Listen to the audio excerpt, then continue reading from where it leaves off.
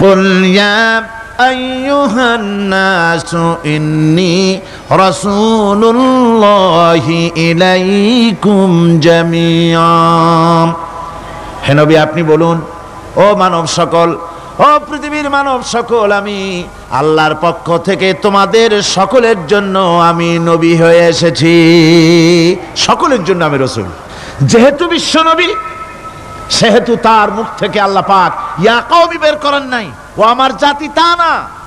আল্লাহ পাক তার মুখ থেকে ইবাদতের দাওয়াতটা এভাবে তিনি পেশ করালেন, ইয়া আইয়ুহান নাসু উবুদু রাব্বাকুমুল্লাযী খালাকাকুম ওয়াল্লাযীনা মিন ক্বাবলিকুম লাআল্লাকুম তাত্তাকুন।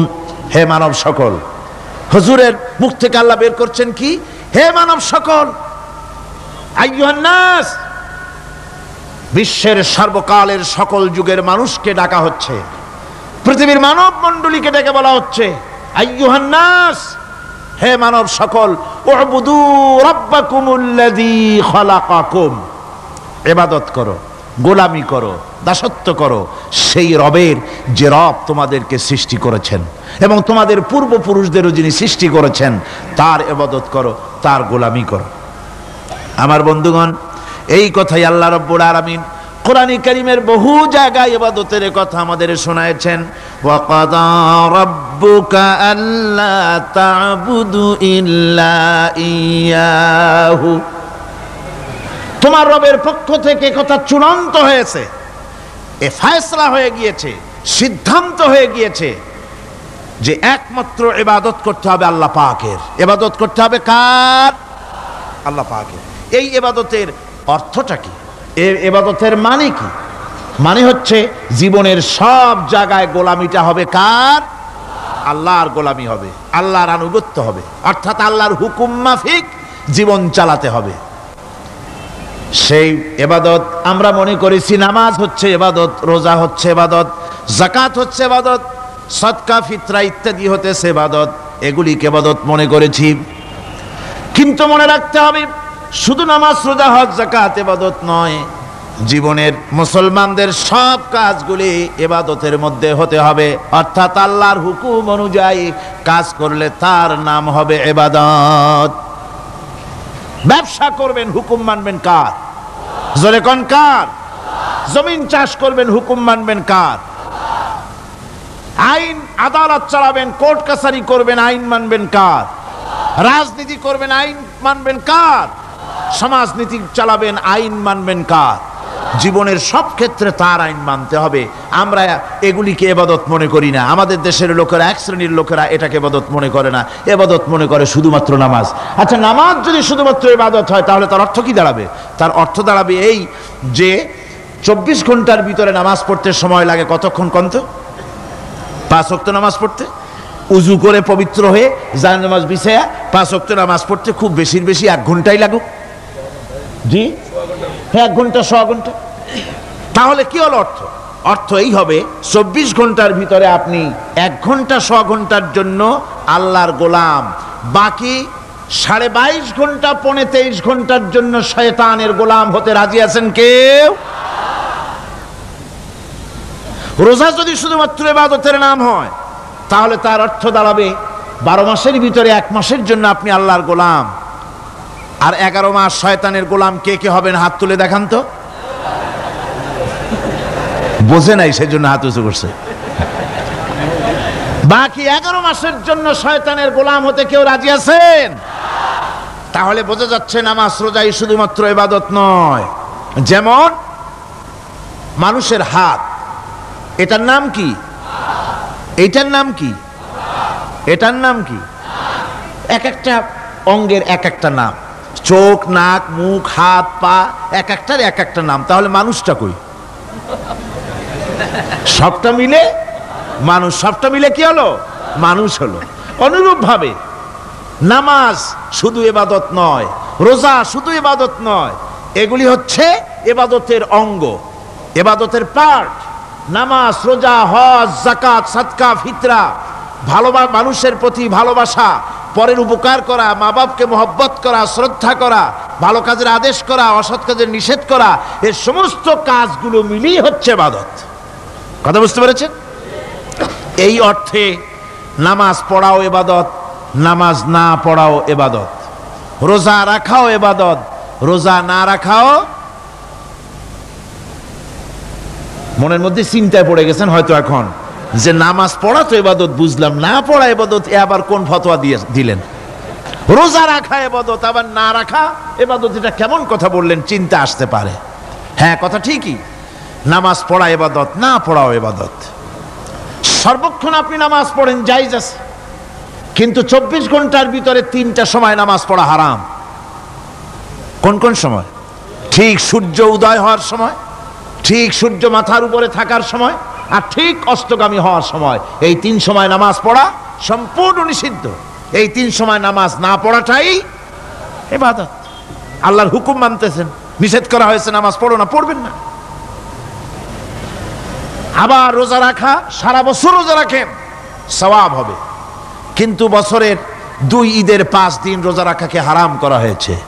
এই সময় রোজা না রাখাটাই, তাহলে কি বোঝা গেল? বোঝা গেল এই জীবনের সমস্ত কাজগুলি আল্লাহর হুকুম মাফিক হওয়ার নামই।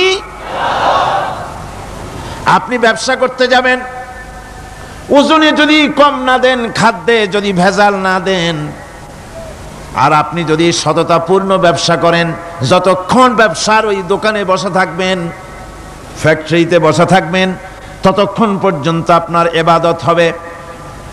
আপনি চাকরি করবেন, আপনি যে কোনো কাজ করেন না কেন, আল্লাহর হুকুম মাফিক যদি হয় ইবাদত হয়ে যাবে। এই জন্য আল্লাহ রাব্বুল আলামিন ইবাদত করার জন্যই মানুষকে তৈরি করেছেন।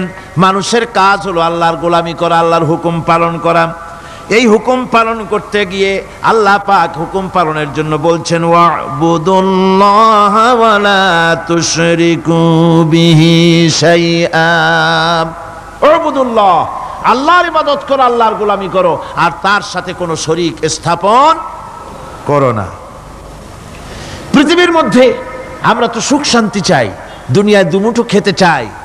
2 মুঠো যদি খেতে চাই, পড়তে চাই, পৃথিবীর মধ্যে যদি শান্তিতে থাকতে চাই, তাহলে ইবাদত করা লাগবে।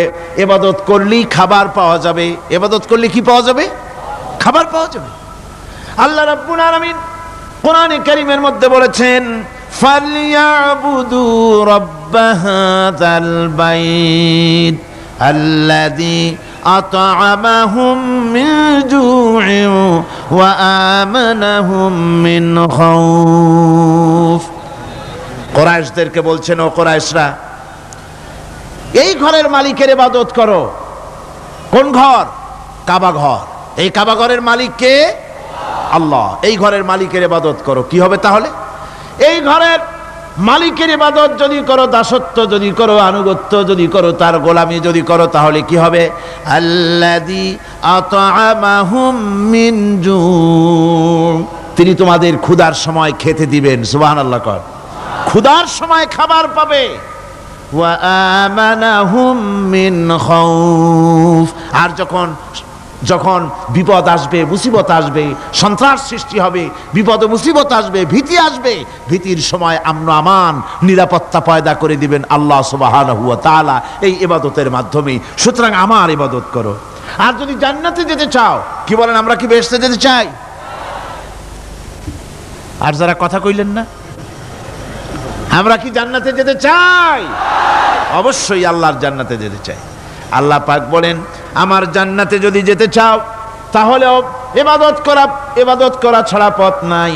ফাদখুলি ফি ইবাদি ওয়াদখুলি জান্নাতি, আমার বান্দার মধ্যে শামিল হও, আমার গোলামির মধ্যে শামিল হও, আমার ইবাদত করো জীবনের সকল ক্ষেত্রে, আমার গোলামির মধ্যে শামিল হও, আমার জান্নাতে চলে যাও। সুবহানাল্লাহ বিহামদি। আমার গোলাম হওয়া ছাড়া, আমার গোলামি করা ছাড়া জান্নাত পাওয়া যাবে না। আমার বন্ধুগণ, এবার আল্লাহ রাব্বুল আলামিন বলছেন, যদি আমার সঙ্গে দেখা করতে চাও, আল্লাহর সঙ্গে যদি কোনো বান্দা দেখা করতে চায়, আমরা আল্লাহরে দেখতে চাই কিনা? চাই কিনা আল্লাহকে দেখতে? আল্লাহ পাক বলছেন, আমারে যদি দেখতে চাও, ফামান কানা ইয়ারজু লিকা রাব্বিহি ফালইআমাল আমালান সালিহান ওয়ালা ইউশরিক বিইবাদাতি রাব্বিহি আহাদা। আমার সঙ্গে যদি দেখা করতে চাও, তোমাদের মধ্য থেকে কেউ যদি আমার সাথে দেখা করতে চায়, সে যেন ভালো কাজ করে, ভালো আমল করে, আর আমার ইবাদতের সঙ্গে কাউকে যেন শরীক না বানায়, তাহলেই আমার সঙ্গে কিয়ামতে দেখা হয়ে যাবে। জোরে বলেন সুবহানাল্লাহ। আল্লাহর সঙ্গে দেখা করতে হলে তার ইবাদত করতে হবে, গোলামি করতে হবে, এবং কাউকে শরীক স্থাপন করা যাবে না। এই গোলামি করতে হবে, ইবাদত করতে হবে কতদিন? আল্লাহ রাব্বুল আলামিন বলছেন, ওয়া'বুদ রাব্বাকা হাত্তা ইয়াতিয়াকাল ইয়াকিন। ইবাদত করো, গোলামি করো, যতক্ষণ পর্যন্ত নিশ্চিত সেই সময়টি এসে না যায়, তার মানে মৃত্যু পর্যন্ত আমার গোলামি করতে থাকো। মৃত্যু পর্যন্ত গোলামি হবে কার? আল্লাহ সুবহানাহু ওয়া তাআলা। সেই আল্লাহ পাকের গোলামি জীবনের সকল ক্ষেত্রে করতে হবে, মৃত্যু পর্যন্ত সব ক্ষেত্রে গোলামি হবে আল্লাহর। আল্লাহর গোলামি হচ্ছে আল্লাহ যা নিষেধ করেছেন তার থেকে ফিরতে হবে, আর যা আদেশ করেছেন সেগুলি মানতে হবে। যারা নিজেদের সৃষ্টির উদ্দেশ্য বোঝে না, আল্লাহর সামনে মাথা নত করার পরিবর্তে অহমিকতা করে, অহংকার করে, আল্লাহর সামনে মাথা নত করে না, ইবাদত করে না আল্লাহ, তাদের সম্পর্কে আল্লাহ রাব্বুল আলামিন বলছেন, ইন্নাল্লাযীনা ইস্তাকবিরুনা আন ইবাদাতি সায়াদখুলুনা জাহান্নামা দাখিরিন। যারা আমি আল্লাহর সঙ্গে অহংকার করে, আমার ইবাদত করে না, আমার গোলামি করে না, আমার সামনে মাথা নত করে না, অহংকার অহমিকতা করে যারা জীবন চালায়, আমি কিয়ামতের দিন তাদেরকে লাঞ্ছিত করব আর জাহান্নামে পাঠাবো। যারা আল্লাহর গোলামি করবে না, আল্লাহর ইবাদত করবে না, অস্বীকার করবে আল্লাহর গোলামিকে, অহমিকতা করে চলবে, তাদের জায়গা হবে কোথায়? জাহান্নামের মধ্যে। সুতরাং মানুষের মর্যাদা বাড়ে আল্লাহর গোলামিতে। মর্যাদা বাড়ে কিসে? আল্লাহর গোলামিতে। গোলামি করলেই মর্যাদা বাড়বে। এই জন্য আল্লাহ পাক কোরআনের মধ্যে, কোরআনে কারীমের মধ্যে সবচেয়ে মাহবুব, আল্লাহ পাকের মাহবুব বান্দাদের কথা যখন বলেছেন, তখন নাম নেন নাই, আব্দুন শব্দ ব্যবহার করেছেন, গোলাম বলেছেন, বান্দা বলেছেন। আমার বান্দা। বান্দা হচ্ছে মানুষের জন্য সবচাইতে বড় ডিগ্রি আল্লাহর পক্ষ থেকে। আলিম, উলামা, পীর, বুজুর্গ, সাহাবী, পেগম্বর, নবী, রসুল, সবচাইতে বড় খিতাব হচ্ছে আব্দ। আল্লাহর গোলাম হওয়া, আল্লাহর প্রিয় ডাক হচ্ছে আব্দ।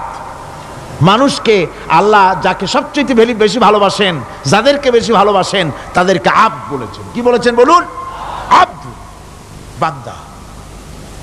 আল্লাহ পাক এই পৃথিবীতে সবচাইতে বেশি ভালোবেসেছেন কাকে? মুহাম্মদুর রাসূলুল্লাহ সাল্লাল্লাহু আলাইহি ওয়াসাল্লামকে। তাকে আল্লাহ পাক সবচাইতে বেশি ভালোবাসেন। এবার দেখুন আল্লাহ রাব্বুল আলামিন তার হাবিবকে কি নাম দিয়ে ডাকতেছেন? নাম নেন নাই, নবী এবং রাসূলও বলেন নাই। কোরআনে কারীমের ভিতরে রব্বুল আলামিন তার হাবিবকে আব্দ বললেন। যেমন দেখুন, ইন কুনতুম ফি রাইবিম মিম্মা নাযালনা আলা আবদিনা। আমি যে কিতাব নাজিল করেছি আমার বান্দার উপরে, তোমাদের যদি সন্দেহ হয়, এই যে বান্দা আমার আব্দের উপরে নাজিল করেছি, এই আব্দকে মুহাম্মদ রাসূলুল্লাহ সাল্লাল্লাহু আলাইহি ওয়াসাল্লাম আব্দ, অর্থাৎ সবচেয়ে প্রিয় ডাক হচ্ছে আল্লাহর পক্ষ থেকে বান্দার জন্য আব্দ। স্নেহপূর্ণ নাম, স্নেহপূর্ণ ডাক, মহব্বতপূর্ণ ডাক। অন্য আয়াতে আমরা দেখতে পাই, তাবারাকাল্লাযী নাযালাল ফুরকানা আলা আবদিহি লিয়াকুনা লিল আলামিনা নাযীরা। অতীব বরকতপূর্ণ সেই মহান সত্তা যিনি তার বান্দার উপরে ফুরকান নাজিল করেছেন। হুজুরের নাম নেন নাই, রাসূল বলেন নাই, বলেছেন আব্দ। কি বলেছেন? আব্দ, আমার বান্দা। এরপরে আল্লাহ রাব্বুল আলামিন অন্য আয়াতে বলেছেন, সুবহানাল্লাযী আসরা বিআবদিহি লাইলাম মিনাল মাসজিদিল হারামি ইলাল মাসজিদিল আকসা। সমস্ত দুর্বলতা অক্ষমতা থেকে মুক্ত সেই মহান সত্তা যিনি তার বান্দাকে রাতের একটি অংশে ইসরা করিয়েছিলেন। এখানে আব বলে আল্লাহ পাক বুঝিয়েছেন কার কথা? কার কথা বুঝালেন? রাসূল করিম সাল্লাল্লাহু আলাইহি ওয়াসাল্লামের কথা, তার কথাই বুঝালেন, তিনি হচ্ছেন আব। সুতরাং আবদিয়ত, গোলামি, আল্লাহর গোলামি হলো জীবনের সবচাইতে বড় কথা। আল্লাহর গোলাম হওয়ার চাইতে বড় আর কিছু নাই পৃথিবীতে। আমরা হচ্ছে আল্লাহর গোলাম। জোরে বলেন আমরা কি? আমরা যে গোলাম, সে কথা বলতে মনে হয় কারো কারো একটু লজ্জা লাগে যে আমি চৌধুরী মানুষ বা অমুক একটা লোক, অমুক একজন সম্মানী লোক, গোলাম আমি, এটা বলা কি লজ্জার কথা। এরকম একটু মনে মনে কোনো অসুবিধা কারো হয় নাকি? জোরে কোন তো আমরা কি? কার গোলাম? সুবহানাল্লাহি বিহামদিহি, আল্লাহর গোলাম। আমরা এমন মহান সত্তার গোলাম, মহান সত্তার বান্দা, যার সমকক্ষ এই পৃথিবীতে কেউ নাই, আকাশেও কেউ নাই। প্রচন্ড ক্ষমতার মালিক এমন এক মহান সত্তার গোলাম আমরা। সুতরাং গোলামিটা করতে হবে সব ক্ষেত্রে। গোলামিটা হচ্ছে না আমাদের গোলামি হচ্ছে না। আমাদের জমিনে আমরা জমিন চাষ করি, আল্লাহর গোলামি সেখানে করি না। জমিন চাষ করতে গিয়ে, লাঙ্গল দিয়ে চাষ করতে গিয়ে পরের জমিনের আইল ঠেলে না, এমন এলাকা খুব কম আছে। অবশ্য চট্টগ্রামের কথা ভিন্ন, এখানে ঠেলাঠেলি করে না, এখানেও করে। তো কেমন গোলাম হলাম? জমিনে চাষ করতেছি, পরের জমিনের আইল ঠেলতেছি, যা নিষেধ করা হয়েছে আমরা সেটা করতেছি। আল্লাহ নিষেধ করছেন সুদ খেও না, আমরা সে সুদের মধ্যে যাচ্ছি। আল্লাহ নিষেধ করেছেন জুয়া খেলতে, সেই জুয়া খেলা হচ্ছে। মদ খেতে নিষেধ করেছেন, সেই মদ খাওয়া হচ্ছে। অর্থাৎ যা যা নিষেধ করা হয়েছে সমাজের মধ্যে সেগুলি বেশি করে চলতেছে, ঠিক কিনা? তাহলে কি বান্দা হতে পারলাম? বান্দা হতে পারি নাই, গোলাম হতে পারি নাই। গোলাম হতে হবে আল্লাহ পাকের। কি হতে হবে জোরে কোন? গোলাম হতে হবে জীবনের সকল ক্ষেত্রে। আল্লাহর হক বান্দার উপরে কি, আর বান্দার উপরে আল্লাহর হক কি, এ ব্যাপারে একটি হাদিস এসেছে। ওয়ান মুআজ বিন জাবাল রাদিয়াল্লাহু তাআলা আনহু قال كنت رديف النبي صلى الله عليه وسلم على حمار فقال لي يا معاذ أتدري ما حق الله على العباد وما حق العباد على الله। হযরত মুআজ বলছেন, আমি রাসূল করিম সাল্লাল্লাহু আলাইহি ওয়াসাল্লামের গাধার পৃষ্ঠে হুজুরের পেছনে বসা ছিলাম। হুজুর আমাকে জিজ্ঞেস করলেন, মুআজ তুমি কি জানো বান্দার উপরে আল্লাহর হক কি আর আল্লাহর উপরে বান্দার হক কি? কুলতু আল্লাহু ওয়া রাসূলুহু আ'লামু, বললাম আল্লাহ এবং তার রাসূল খুব ভালো জানেন। আমি কি করে জানবো? আল্লাহ এবং তার রাসূল খুব ভালো জানেন। ক্বালা হাক্কুল্লাহি আলাল ইবাদি আন ইয়াবুদুহু ওয়া লা ইউশরিকু বিহি শাইআ। বান্দার হক হচ্ছে আল্লাহর উপরে এই যে বান্দা গোলামি করবে আল্লাহর, ইবাদত করবে আল্লাহ, আর আল্লাহর সাথে কাউকে শরীক স্থাপন করবে না। এটা হচ্ছে আল্লাহর উপরে কার হক? বান্দার হক। আর আল্লাহর হক হচ্ছে বান্দার উপর কি? ওয়া হাক্কুল ইবাদি আলাল্লাহ আল্লা ইউআযযিবা মান লা ইউশরিকু বিহি শাইআ। বান্দার উপরে আল্লাহর হক হচ্ছে যে বান্দা আল্লাহর গোলামি করবে আর শরীক স্থাপন করবে না আল্লাহর সাথে, আল্লাহ তাকে শাস্তি দিবেন না। সুবহানাল্লাহি ওয়া বিহামদিহি। আল্লাহ তাকে আযাব দিবেন না, আল্লাহ তাকে শাস্তি দিবেন না। সুতরাং তাওহীদের আকীদা মজবুত হতে হবে। আখিরাতের কামিয়াবি এর উপরে নির্ভরশীল। আমরা যদি আখিরাতে কামিয়াবি চাই, কি বলেন, আখিরাতে কি আমরা জীবনের সফলতা চাই? জোরে বলেন, সফলতা চাই? আখিরাতের কামিয়াবি যদি চাই, জাহান্নাম থেকে যদি বাঁচতে চাই, বেহেশতে যদি যেতে চাই, তাহলে আকীদাকে মজবুত করতে হবে। আল্লাহর সাথে কাউকে শরীক স্থাপন করা যাবে না। এবং আল্লাহ সৃষ্টিকর্তা, কোরআনে পাকের শিক্ষা অনুযায়ী আল্লাহরে বিশ্বাস করি, এতটুকুন কথা বললেই তাওহীদের হক আদায় হয় না। তাওহীদের হক হচ্ছে আল্লাহ পাককে সৃষ্টিকর্তা, পালনকর্তা, বিধানদাতা, রিজেক দাতা, কল্যাণদাতা সবকিছু হিসাবে মানতে হবে কাকে? আল্লাহ পাককে। জোরে সরে বলুন, কাকে মানতে হবে? সমস্ত ক্ষমতা হচ্ছে আল্লাহ। সমস্ত ক্ষমতা কার? আল্লাহর নাম নিতে শরম করে নাকি? তাহলে জোরে সরে কোন সমস্ত ক্ষমতা কার? আল্লাহ রাব্বুল আলামিনের এত বড় ক্ষমতা, সাগরকে নগর বানাতে পারেন, নগরকে সাগর বানিয়ে দিতে পারেন, এতিমকে রাষ্ট্রের মালিক বানায় দিতে পারেন, ধনীকে গরিব বানায় দিতে পারেন, গরিবকে ধনী বানায় দিতে পারেন, মৃত্যুকে জিন্দা করতে পারেন, জিন্দাকে মৃত্যু করে দিতে পারেন, পথের লোককে ধরে প্রেসিডেন্ট বানায় দিয়া ফুলের মালা দিয়া গলা থেকে পা পর্যন্ত ভরে দিতে পারেন।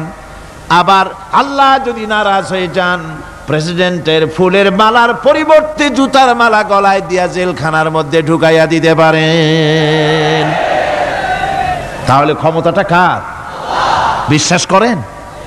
সমস্ত ক্ষমতার মালিক আল্লাহ। আকীদা মজবুত হতে হবে আমার মুসলমান ভাইরা। আকীদায় গড়বড় যদি হয়ে যায়, তাওহীদ বুঝতে যদি ভুল করেন, জীবন বরবাদ হয়ে যাবে। আর কিছু যদি না পারেন, অন্তত ঈমান ও আকীদাকে মজবুত করে যদি আল্লাহর দরবারে উঠতে পারেন, ফাকাদ ফাজা ফাওজান আযীমা, বিরাট কামিয়াবি আসবে কিয়ামতে যদি আকীদাটাকে মজবুত করে না ওঠা যায় আল্লাহর দরবারে। সেজন্য আমি কোরআন আমাদেরকে কি শিখালো সেই কথাই বলছি। আল্লামাল কোরআন, কোরআন কি শিখায়ছে? তাবিজ শিখায় নাই। কোরআন আমাদেরকে শুধুমাত্র মাথা ঝুলে ঝুলে তেলাওয়াত এটা শিখায় নাই। কোরআন তেলাওয়াত করতে হবে, বুঝতে হবে, আমল করতে হবে। কোরআন শিখাচ্ছে। কে শিখাচ্ছে? কোরআন। তার মানে কে? আল্লাহ। কে শিখাচ্ছেন? আল্লাহ সুবহানাহু ওয়া তাআলা শিখাচ্ছেন। বান্দা শোনো ভালো করে। ওয়াইয়ামসাসকাল্লাহু বিদুররিন ফালা কাশিফা লাহু ইল্লা হুয়া। আল্লাহ যদি তোমার কোনো ক্ষতি সাধন করতে চান, তাহলে সেই ক্ষতি থেকে তোমাকে কেউ রক্ষা করতে পারবে না। এটা হবে ঈমান। এটা কি? এই ঈমান যদি মনের মধ্যে আসে, আপনি বিরাট শক্তিশালী বিপ্লবী শক্তিতে পরিণত হয়ে যাবেন। আপনার যদি ঈমান থাকে যে দুনিয়ার কোন গুলির উপরে, কোন বুলেটের উপরে যদি আমার নাম লেখা থাকে, সারা পৃথিবী ওই গুলিবিদ্ধ হওয়া থেকে আমাকে বাঁচাইতে পারবে না। আর কোন গুলির উপরে, কোন বুলেটের উপরে যদি আমার নাম লেখা না থাকে, তাহলে গোটা বিশ্ব একযোগে প্রচেষ্টা করেও আমাকে গুলিবিদ্ধ করতে, এটার নাম কি? ঈমান। তাই আল্লাহ বলছেন যে আমি যদি কারো ক্ষতি করি, তাহলে এই ক্ষতি থেকে তাহলে তাকে কেউ বাঁচাইতে। ওয়াইয়ামসাসকা বিখাইরিন ফাহুয়া আলা কুল্লি শাইইন কাদির। আর আল্লাহ রাব্বুল আলামিন যদি কারো কল্যাণ করতে চান, তাহলে তার কল্যাণকে কেউ ফিরায় দিতে পারে না। কল্যাণ থেকে কেউ তাকে কল্যাণ থেকে মাহরুম করে দিতে পারে না। তার মানে হলো, আল্লাহ যদি কাউকে চুল ধরে, মাথা ধরে, কল্লা ধরে উপরের দিকে টানে, আর দুনিয়া যদি তার পাও ধরে নিচের দিকে টানে, তাহলে দুনিয়া পারবে? পারবে? আল্লাহ কল্যাণ করতে চাইলে কেউ ঠেকাইতে পারবে না, আর আল্লাহ অকল্যাণ করতে চাইলেও তার থেকেও কেউ বাঁচতে। ওয়া হুয়াল কাহিরু ফাওকা ইবাদিহি ওয়া হুয়াল হাকীমুল খাবীর। তিনি তার বান্দাদের উপরে একচ্ছত্র আধিপত্য রাখেন, একচ্ছত্র ক্ষমতার অধিকারী তার বান্দার উপরে, সমস্ত জিনিসের উপরে তিনি ক্ষমতা রাখেন। তিনি মহান বিজ্ঞানময়। এই তাওহীদ খুঁজে নিতে হবে। তাওহীদ অর্থাৎ আল্লাহ পাককে সমস্ত ক্ষমতার মালিক মনে করতে হবে। দেখুন, আমাদের জাতির পিতা কে? আমাদের জাতির পিতা মনে আছে তো? ভুল টুল করেন না তো? ভুল টুল করবেন না। আমাদের জাতি আত্মভোলা, মাঝে মধ্যে ভুল টুল করে বসে, আন্দাজে ভান্দাজে একটা বানায় বসে। আসলে জাতির পিতা মুসলমানদের কে? ইব্রাহিম আলাইহিস সালাম তাওহীদকে খুঁজছেন। এই কোরআন শরীফ আল্লাহ পাক বলছেন, তাওহীদ তালাশ করতেছেন। কে স্রষ্টা? সর্বোচ্চ ক্ষমতার মালিক কে? হযরত ইব্রাহিম আলাইহিস সালাম তার এই তাওহীদ খোঁজার, তাওহীদ অন্বেষণ কাহিনীটাকে রব্বুল আলামিন কোরআনে কারীমের ভিতরে জায়গা দিয়ে দিলেন দুনিয়ার মানুষকে বোঝাবার জন্য, শোনাবার জন্য। ফালাম্মা জান্না আলাইহিল লাইলু রাআ কাওকাবান ক্বালা হাযা রাব্বী। তিনি রব সন্ধান করছেন, কে আমার স্রষ্টা? সর্বোচ্চ ক্ষমতার মালিককে, আইনদাতাকে, বিধানদাতাকে, স্রষ্টাকে, কে তিনি? তাকে খুঁজছেন। মনের ভিতরে চিন্তা, মস্তিষ্কে চিন্তা। হঠাৎ করে রাত এলো, পশ্চিম গগনে সুন্দর এক তারকা উদিত হলো, সান্ধ্য তারা। সন্ধ্যার সময় যে তারাটা ওঠে সেটা ছোট না বড়? বড়। সেটা সারা রাত থাকে না অল্প সময় থাকে? অল্প সময় থাকে। সান্ধ্য তারা দেখে ইব্রাহিম আলাইহিস সালাম বললেন, হাযা রাব্বী, পেয়ে গেছি আমার রব, এটাই আমার রব, এটাই হচ্ছে আমার স্রষ্টা, এটাই হচ্ছে সর্বময় ক্ষমতার মালিক। আল্লাহ পাক বলেন, ইব্রাহিম আলাইহিস সালাম তাকিয়ে থাকলেন। কিছুক্ষণ পরে এই তারকা যখন অস্তমিত হয়ে গেল, ইব্রাহিম আলাইহিস সালাম তখন বললেন, ফালাম্মা আফালা ক্বালা লা উহিব্বুল আফিলিন। যে জিনিস অস্তমিত হয়ে যায় তাকে আমি মহব্বত করি না, পছন্দ করি না, সে রব হতে পারে না। যে রব হবে তার আবার উদয়স্ত কিসের? কিছুক্ষণ পরে চন্দ্র উদিত হলো, চাঁদ দেখে ইব্রাহিম আলাইহিস সালাম বললেন, ফালাম্মা রাআল কমারা বাযিগান ক্বালা হাযা রাব্বী। চাঁদ দেখে বললেন, এটাই আমার রব, এটাই আমার স্রষ্টা, এটাই আমার বিধানদাতা। ফালাম্মা আফালা ক্বালা লাইন লাম ইয়াহদিনি রাব্বী লাআকুনান্না মিনাল কওমিদ যাল্লিন। চাঁদ যখন অস্তমিত হয়ে গেল, ইব্রাহিম আলাইহিস সালাম তখন বললেন, আমার প্রকৃত পক্ষের যিনি প্রভু, যিনি আমার রব, তিনি যদি আমারে সত্যিকারের পথ না দেখান তাহলে আমি গোমরাহ হয়ে যাব, গোমরাহদের পথভ্রষ্টের অন্তর্ভুক্ত হয়ে যেতে পারি। চিন্তা করতেছেন আমার রবকে। তারকা দেখলাম অস্তমিত হয়ে গেল, চাঁদ দেখলাম ডুবে গেল, তাহলে আমার রবকে? সকাল চলে যাওয়ার পর যখন দেখলেন পূর্ব দিগন্ত থেকে সূর্য উদিত হয়েছে ডগমগ করে, সূর্যকে দেখে তিনি বললেন, ফালাম্মা রাআশ শামসা বাযিগাতান ক্বালা হাযা রাব্বী হাযা আকবার। সূর্যকে দেখে বললেন, এটাই আমার রব, আর এটাই বড় রব।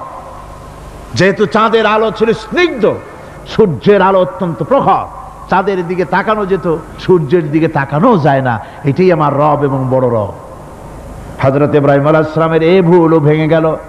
সন্ধ্যার আগমনে সূর্য যখন অস্তমিত হয়ে গেল, ইব্রাহিম আলাইহিস সালাম তখন ঘোষণা করলেন, ফালাম্মা আফালাত ক্বালা ইয়া কওমি ইন্নী বারিউম মিম্মা তুশরিকুন। সূর্য অস্তমিত হয়ে গেলে পরে তিনি বললেন, ইয়া কওমে, ও আমার জাতি, তোমরা যে জিনিস দিয়ে শিরক করো আল্লাহ রাব্বুল আলামিনের সাথে, আমি তার থেকে সম্পূর্ণ মুক্ত, আমি তোমাদের অন্তর্ভুক্ত, মুশরিক নই। আমার রবকে আমি চিনে ফেলেছি, সুবহানাল্লাহ, আমার রবকে আমি চিনেছি। ইব্রাহিম আলাইহিস সালাম ঘোষণা করলেন, ইন্নী ওয়াজ্জাহতু ওয়াজহিয়া লিল্লাযী ফাতারাস সামাওয়াতি ওয়াল আরদা হানিফা। জানেন আপনারা এটা? পড়েন, ইন্নী ওয়াজ্জাহতু ওয়াজহিয়া লিল্লাযী ফাতারাস সামাওয়াতি ওয়াল আরদা হানিফা ওয়া মা আনা মিনাল মুশরিকিন। নিশ্চয়ই আমার এই মুখমণ্ডলকে ফিরাই দিলাম, দুনিয়ার সব দিক থেকে মুখ ফিরাইয়া আমার এই মুখ ফিরালাম সেদিকে, সেই স্রষ্টার দিকে যিনি আকাশ, জমিন, চন্দ্র, সূর্য, গ্রহ, নক্ষত্র, সৌররাজি, মানব মণ্ডলী সব কিছুকে যিনি সৃষ্টি করেছেন, আমি তার দিকে আমার মুখকে ফিরিয়ে দিলাম। তিনি ছাড়া কোনো রব নাই, প্রভু নাই, আর আমি মুশরিকদের অন্তর্ভুক্ত নহি। হযরত ইব্রাহিম আলাইহিস সালাম তাওহীদকে বুঝে ফেললেন, আল্লাহকে চিনে ফেললেন। আমার বন্ধুগণ, আজ মুসলমান হয়ে আমরা আল্লাহকে চিনতে পারি নাই, আল্লাহর ওয়াহদানিয়তকে আমরা বুঝতে পারি নাই। একদিকে আমরা মুসলমানও, আর একদিকে আমরা মূর্তিও গড়ি, আবার মূর্তির পূজাও আমার মুসলমানেরা করে থাকে। জোরে কন নাউযুবিল্লাহ। ভাস্কর্যের নাম করে মূর্তি তৈরি করা হচ্ছে বিভিন্ন জায়গায়, হচ্ছে না? আমার ভাইয়েরা, ভাস্কর্যের নাম করে, চেতনার নাম করে শহরে শহরে বিশ্ববিদ্যালয়ের অঙ্গনে মূর্তি বানানো হতেছে, আর বলা হচ্ছে অমুক চেতনা, এটা অমুকের চেতনা, তমুকের চেতনা, এটা ভাস্কর্য বলা হতেছে। আসলে সমস্ত মূর্তি হতেছে মূর্তি। এই মূর্তিগুলি বিনাশ করার জন্যই আল্লাহর নবী এসেছিলেন। হুজুরকে প্রশ্ন করা হয়েছে, লিমা বয়স্তা, কেন প্রেরিত হয়েছেন, দুনিয়ায় কেন এসেছেন? নবী বলেছেন, বয়স্তুরে কাসরিল আসনাম, এসেছি পৃথিবীর বুকে মূর্তি বিনাশ করার জন্য। জোরে বলেন সুবহানাল্লাহ। মূর্তি ধ্বংস করার জন্য এসেছি। আল্লামা ইকবাল, বিশ্বকবি, কবি সম্রাট আল্লামা ইকবাল বলছেন, বুত সেকন উঠে গে বাকি জু রহে বুতগর হ্যাঁ, बुत शकन उठ गए बाकी जू रहे बुतगर है, था बिराहिम पिदर और पिसर आजर है।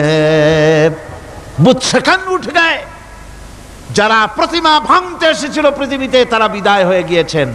আজকে যারা বেঁচে আছে তারা ইসলামের নামে, মুসলমানের নামে প্রতিমা তৈরি করছে, মূর্তি তৈরি করছে। था बिराहिम पिदर और पिसर आजर है। এক সময় ছিল এমন যখন আজরের ঘরে ইব্রাহিম পয়দা হয়েছে, আর আজ ইব্রাহিমের ঘরে আজর পয়দা হচ্ছে। বন্ধুগণ, আল্লাহর ইবাদত পরিপূর্ণভাবে আল্লাহর জন্যই হতে হবে। মূর্তির সাথে, মূর্তি তৈরি করার সংস্কৃতির সাথে মুসলমানদের কোনো সম্পর্ক থাকতে পারে না। জোরে বলেন, পারে? পারে না।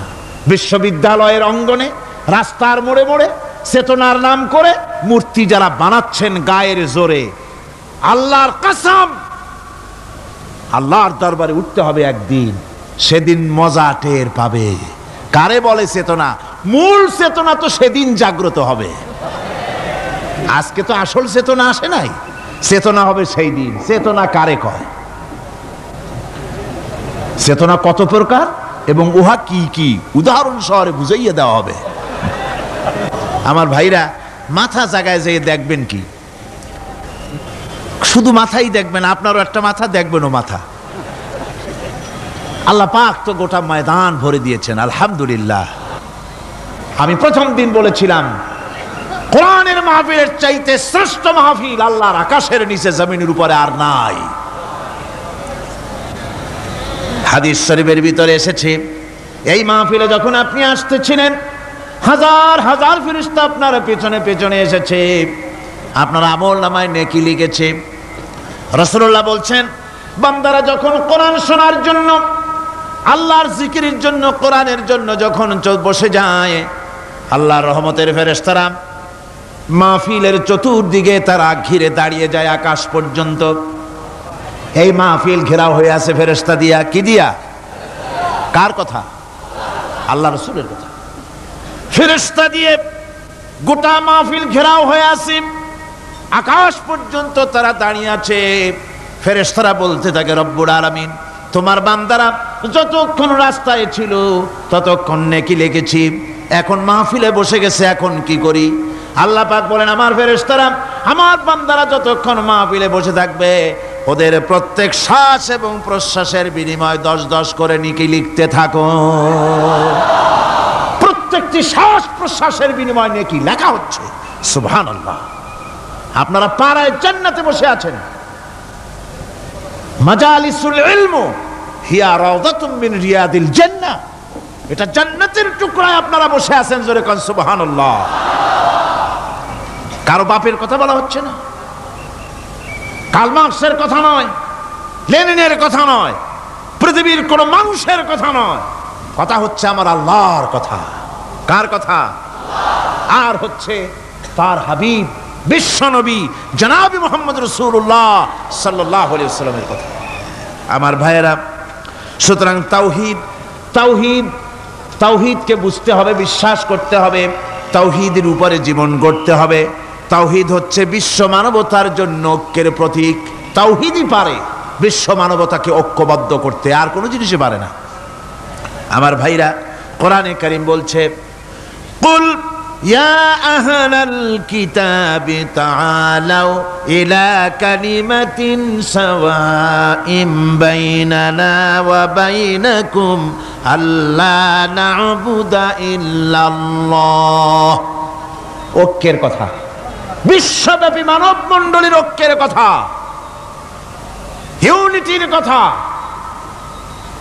স্বাধীনতার গ্যারান্টির কথা, মানবতার কথা, মানুষকে বেঁচে থাকার কথা। হে নবী বলুন, হে আহলে কিতাবেরা, এসো তোমরা আর আমরা এমন একটা কথায় ঐক্যবদ্ধ হই যা তোমাদের জন্য আর আমাদের জন্য সমভাবে প্রযোজ্য। কথাটা কি? কথাটা হচ্ছে আল্লাহ না'বুদা ইল্লাল্লাহ। আল্লাহ ছাড়া কারো গোলামি করব না, আল্লাহ ছাড়া কারো গোলামি করব না। এটা মানো। ও দুনিয়ার মানুষ, খ্রিস্টান হও, ইহুদি হও, হিন্দু হও, নাসারা হও, আওয়ামী লীগ হও, বিএনপি হও, জাসদ হও, খাসদ হও, বাসদ হও, যেই হও না কেন, যারা মানুষ সব এক হয়ে যাও, আল্লাহ ছাড়া কারো গোলামি করব না।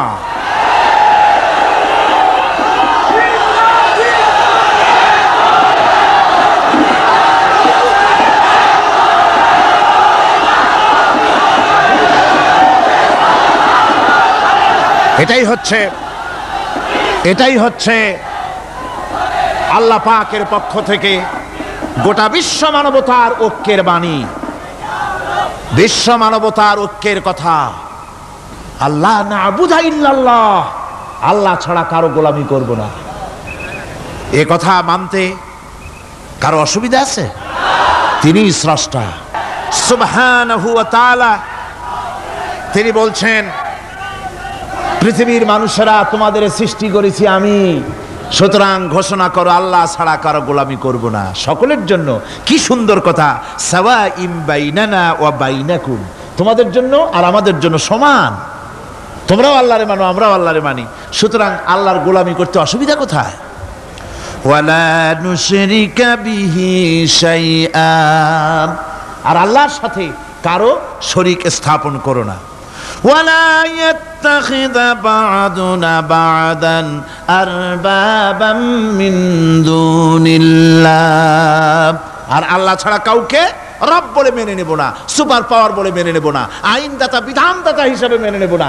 এই কথা যদি জগৎবাসী স্বীকার করত, আপনার স্বীকার করলে পরে ইউএনও লাগবে না, ইউনাইটেড নেশনস অর্গানাইজেশন লাগবে না, সেন্টো লাগবে না, সিয়াটো লাগবে না, আসিয়ান লাগবে না, সার্ক লাগবে না, কিচ্ছু লাগবে না। এই তিনটা কথা মানলেই সারে দুনিয়াবাসী। কয়টা কথা? আজকে শান্তি হয়ে গেছে পৃথিবীর মানুষের কাছে। সোনার হরিণ, সোনার হরিণ আছে নাকি? নাই। সোনার হরিণ যেমন ঘোড়ার ডিম, ঘোড়ার ডিম বোঝেন তো, নামে আছে কাজে নাই।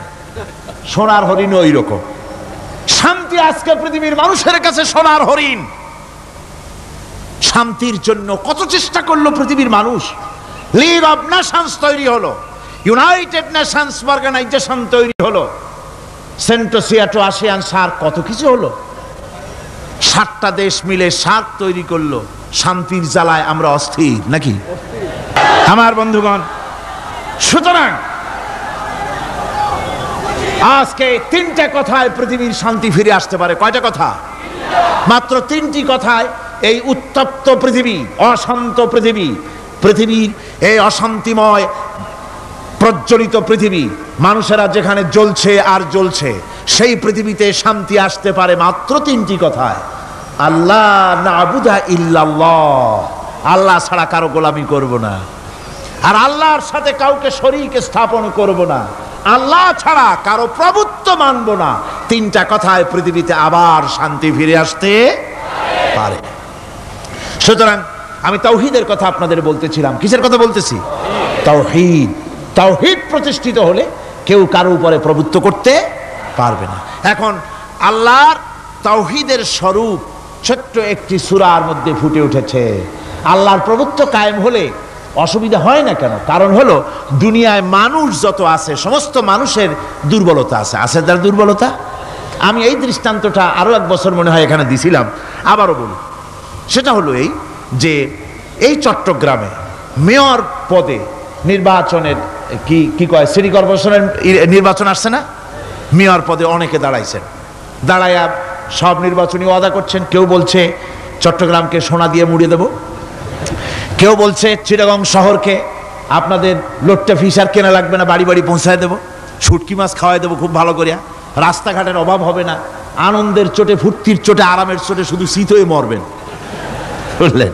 নানান রকমের ওয়াদা করছেন তারা। এই নির্বাচনী ওয়াদা করা হচ্ছে। আজ একজন মেয়রকে যদি দায়িত্ব দেওয়া হয় যে চট্টগ্রামে 6 বছরের যত বাচ্চা আছে এই বাচ্চাদের মধ্যে কমলা লেবু বিতরণ করতে দায়িত্ব দিলাম আপনাকে, আপনি একজন মেয়র পদ প্রার্থী, 40 ট্রাক কমলা সিলেট থেকে আনা হয়েছে, সব বাচ্চাদেরকে 6 বছরের বাচ্চাদেরকে একটা একটা করে দিবেন। এই কমলা বিতরণ করতে গিয়ে যদি দিতে দিতে যখন তিনি দেখবেন যে ওনার নিজের ছেলে সামনে এসেছে, বোনের ছেলে সামনে এসেছে, ভাইয়ের ছেলে সামনে এসেছে, তখন অন্যের চাইতে নিজের ছেলেকে বোনের ছেলেকে 2টা কমলা বেশি দিতে ইচ্ছে করবে না? করবে কিনা? সামান্য কমলা বিতরণ করতে গিয়ে যদি বোনের ছেলেকে নিজের ছেলেকে বেশি দিতে ইচ্ছে করে, সেই মানুষের হাতে দেশের আইন তৈরি করার, সংবিধান তৈরি করার দায়িত্ব পৃথিবীতে কোথাও দেওয়া যেতে পারে না। এই জন্যই আইন তৈরি করেছেন এমন সত্তা যার ছেলে নাই, যার মেয়ে নাই, যার বউ নাই, যার আত্মীয় স্বজন নাই। সুবহানাল্লাহি ওয়া বিহামদি। তিনি কে? আল্লাহ রাব্বুল আলামিন নিজের এই তাওহীদের কথাটা ছোট্ট সূরার ভিতরে ফুটায় তুলেছেন। কুল হুয়াল্লাহু আহাদ। জানেন কিনা? পড়েন সবাই। কুল হুয়াল্লাহু আহাদ আল্লাহুস সামাদ লাম ইয়ালিদ ওয়া লাম ইউলাদ ওয়া লাম ইয়াকুন লাহু কুফুয়ান আহাদ। হে নবী, আপনি বলে দেন আল্লাহ এক এবং একক, তিনি নিরঙ্কুশ, তার কোনো সন্তান কাউকে জন্ম দেন নাই, তাকেও কেউ জন্ম দেয়নি, আকাশ এবং জমিনে তার সমকক্ষ কেউ নাই।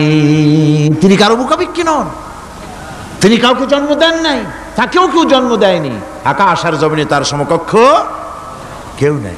সুতরাং ওই আল্লাহ সুবহানাহু ওয়া তাআলা তাকে মানতে হবে, তার কথাই শুনতে হবে, তার গোলামি করতে হবে, তাহলেই শান্তি আসবে, আল্লাহর মেহেরবানি আসবে জীবনের সকল ক্ষেত্রে। আল্লাহ মাত্র এক, তার ক্ষমতা গুণাবলীতে কোনো অংশীদার নাই। আল্লাহ কয়জন? আল্লাহ কয়জন? এক আল্লাহ, অদ্বিতীয়, তার কোনো শরীক নাই, তার কোনো অংশীদার নাই। কোরআনে কারীম আল্লাহ রাব্বুল আলামিন বলছেন وَجَعَلُوا لِلَّهِ شُرَكَاءَ الْجِنَّ وَخَلَقَهُمْ وَخَرَقُوا لَهُ بَنِينَ وَبَنَاتٍ بِغَيْرِ عِلْمٍ। একই কথা জানা সত্ত্বেও আল্লাহর সাথে শরীক বানায়ো না, আল্লাহর সাথে কাউকে অংশীদার বানায় না, তার কোনো ছেলে নাই মেয়ে নাই, অথচ তিনি সবাইকে সৃষ্টি করেছেন। সুবহানাহু ওয়া তাআলা আম্মা ইয়াসিফুন। পবিত্রতা সেই আল্লাহ পাকের, এবং তিনি তার সম্পর্কে যে চিন্তা করে লোকেরা যা কিছু বলে এর থেকে আল্লাহ পাক ঊর্ধ্বে। আল্লাহ সন্তান স্থাপন করে তারা বলে যে আল্লাহর ছেলে আছে। নাউযুবিল্লাহ। কোরআন শরীফে আল্লাহ পাক বলেছেন খ্রিস্টানের আল্লাহর ছেলে বানাইছে, وقالت النصارى المسيح ابن الله খ্রিস্টানেরা বলেছে মসিহ হচ্ছে আল্লাহর পুত্র কন নাউযুবিল্লাহ। আবার ইহুদিরা তারা বসে থাকলো না, ইহুদিরা বলল ওয়াকালাতিল ইয়াহুদু উযাইরুন ইবনুল্লাহ, ইহুদিরা বলল উযাইর হচ্ছে আল্লাহর পুত্র কন নাউযুবিল্লাহ। আবার আরেক শ্রেণীর লোক হলো, তারা বলল পৃথিবীতে যত মেয়ে আছে সমস্ত মেয়েগুলি হলো ফেরেশতাগুলি সব মেয়ে, আর এই মেয়েগুলি সব আল্লাহর। নাউযুবিল্লাহি মিন যালিক।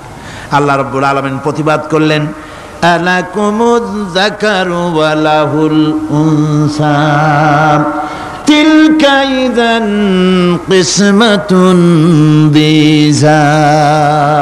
কি হে, তোমরা সমস্ত পুত্র সন্তানগুলি নিজের জন্য নিয়ে নিলে আর কন্যা সন্তানগুলি দিলে আমাকে, কেমন তোর ভাগ করলে এটা? আল্লাহ পাকের কোনো সন্তান নাই, আল্লাহ রাব্বুল আলামিনের কোনো সন্তান নাই, স্ত্রী নাই, পুত্র নাই, কেউ নাই। আল্লাহ পাক বলেন বাদিউস সামাওয়াতি ওয়াল আরদ, আসমান এবং জমিনের উদ্ভাবক হচ্ছেন তিনি। আন্না ইয়াকুনু লাহু ওয়ালাদুন ওয়া লাম তাকুন লাহু সাহিবা, তিনি তো, তার সন্তান হবে কি করে? তার তো জীবন সঙ্গিনী নাই, তার তো স্ত্রী নাই। আল্লাহ বলছেন আমার তো স্ত্রী নাই, অথচ তোমরা আমার সন্তান বানাচ্ছ। অথচ আমি সব কিছুকেই সৃষ্টি করেছি, সবকিছুর স্রষ্টা কে? যালিকুমুল্লাহু রাব্বুকুম লা ইলাহা ইল্লা হুয়া খালিকু কুল্লি শাইইন ফা'বুদুহু ওয়া হুয়া আলা কুল্লি শাইইন কাদির। যালিকুমুল্লাহু রাব্বুকুম, তিনি, এই হচ্ছে তোমাদের আল্লাহ, তিনি তোমাদের রব, তিনি ছাড়া কেউ নাই, সব কিছুর স্রষ্টা তিনি, তারই ইবাদত করো। সব জিনিসের উপরে একমাত্র তিনি ক্ষমতা রাখেন, তার চাইতে ক্ষমতাশীল, ক্ষমতাধারী, শক্তিশালী পৃথিবীতে আর কেউ হতে পারে না। আমার বন্ধুগণ, আল্লাহ রাব্বুল আলামিনের শক্তি, তার ক্ষমতার কথা আল্লাহ পাক আরেকটি আয়াতের মধ্যে বলেছেন, যে আয়াতটা নামাজের পরে আমরা পড়ি। কি আয়াত কোন তো? বলতে পারবেন? প্রত্যেক নামাজের পরে পড়ি আয়াতুল কুরসি।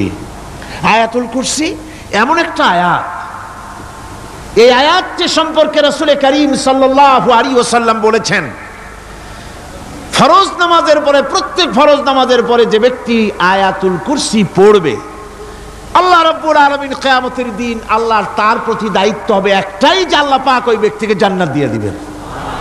সুবহানাল্লাহ। কেন? এই আয়াতের মধ্যে কি আছে? এই আয়াতে আছে আল্লাহ পাকের তাওহীদের কথা স্পষ্ট করে বলা হয়েছে। আল্লাহু লা ইলাহা ইল্লা হুয়াল হাইয়ুল কাইয়্যুম। পড়েন সবাই, আল্লাহু লা ইলাহা ইল্লা হুয়াল হাইয়ুল কাইয়্যুম। আল্লাহ তিনি, যিনি ছাড়া কোনো ইলাহ নাই, তিনি সদা জাগ্রত, তিনি চিরঞ্জীব।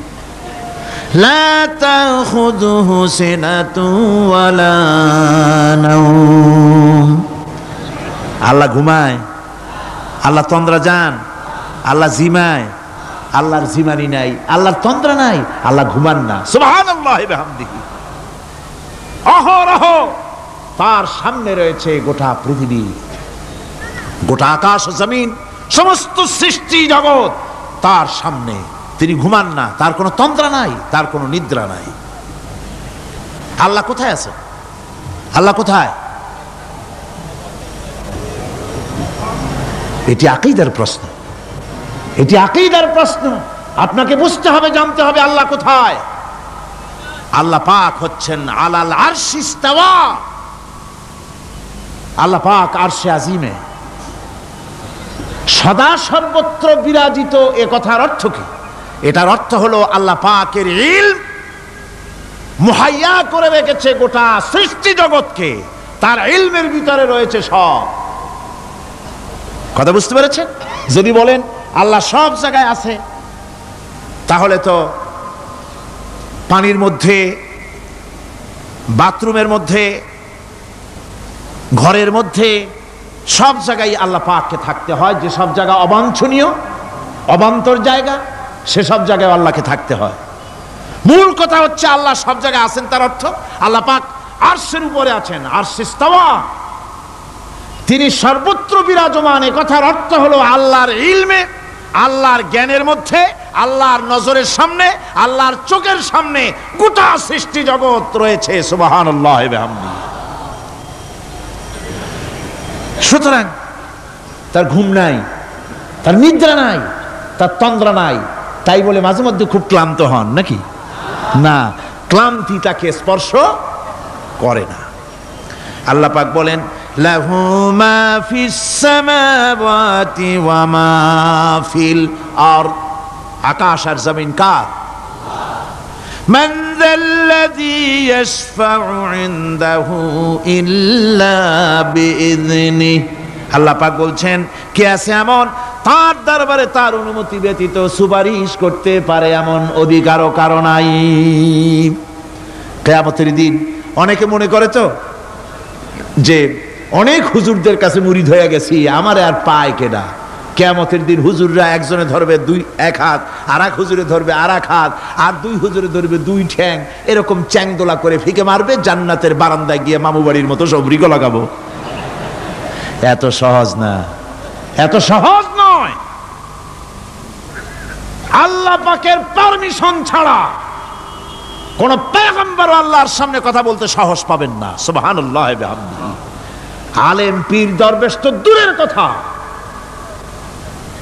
মান যাল্লাযী ইয়াশফাউ ইনদাহু ইল্লা বিইযনিহি, আল্লাহর পারমিশন ছাড়া কেউ কথা বলার সাহস পাবে না কিয়ামতের দিন আল্লাহর দরবারে। সুতরাং অন্যের উপরে নির্ভর করবেন না, যত বড় পীর হোক অন্যের উপরে নির্ভর করবেন না, নির্ভর করবেন আমলের উপরে। আমল কিসের উপরে? আমল। আমল তৈরি করতে হবে আর ভরসা করতে হবে রহমতের উপরে, আল্লাহর রহমত। কিসের উপরে? আল্লাহর রহমতের উপরে ভরসা করতে হবে।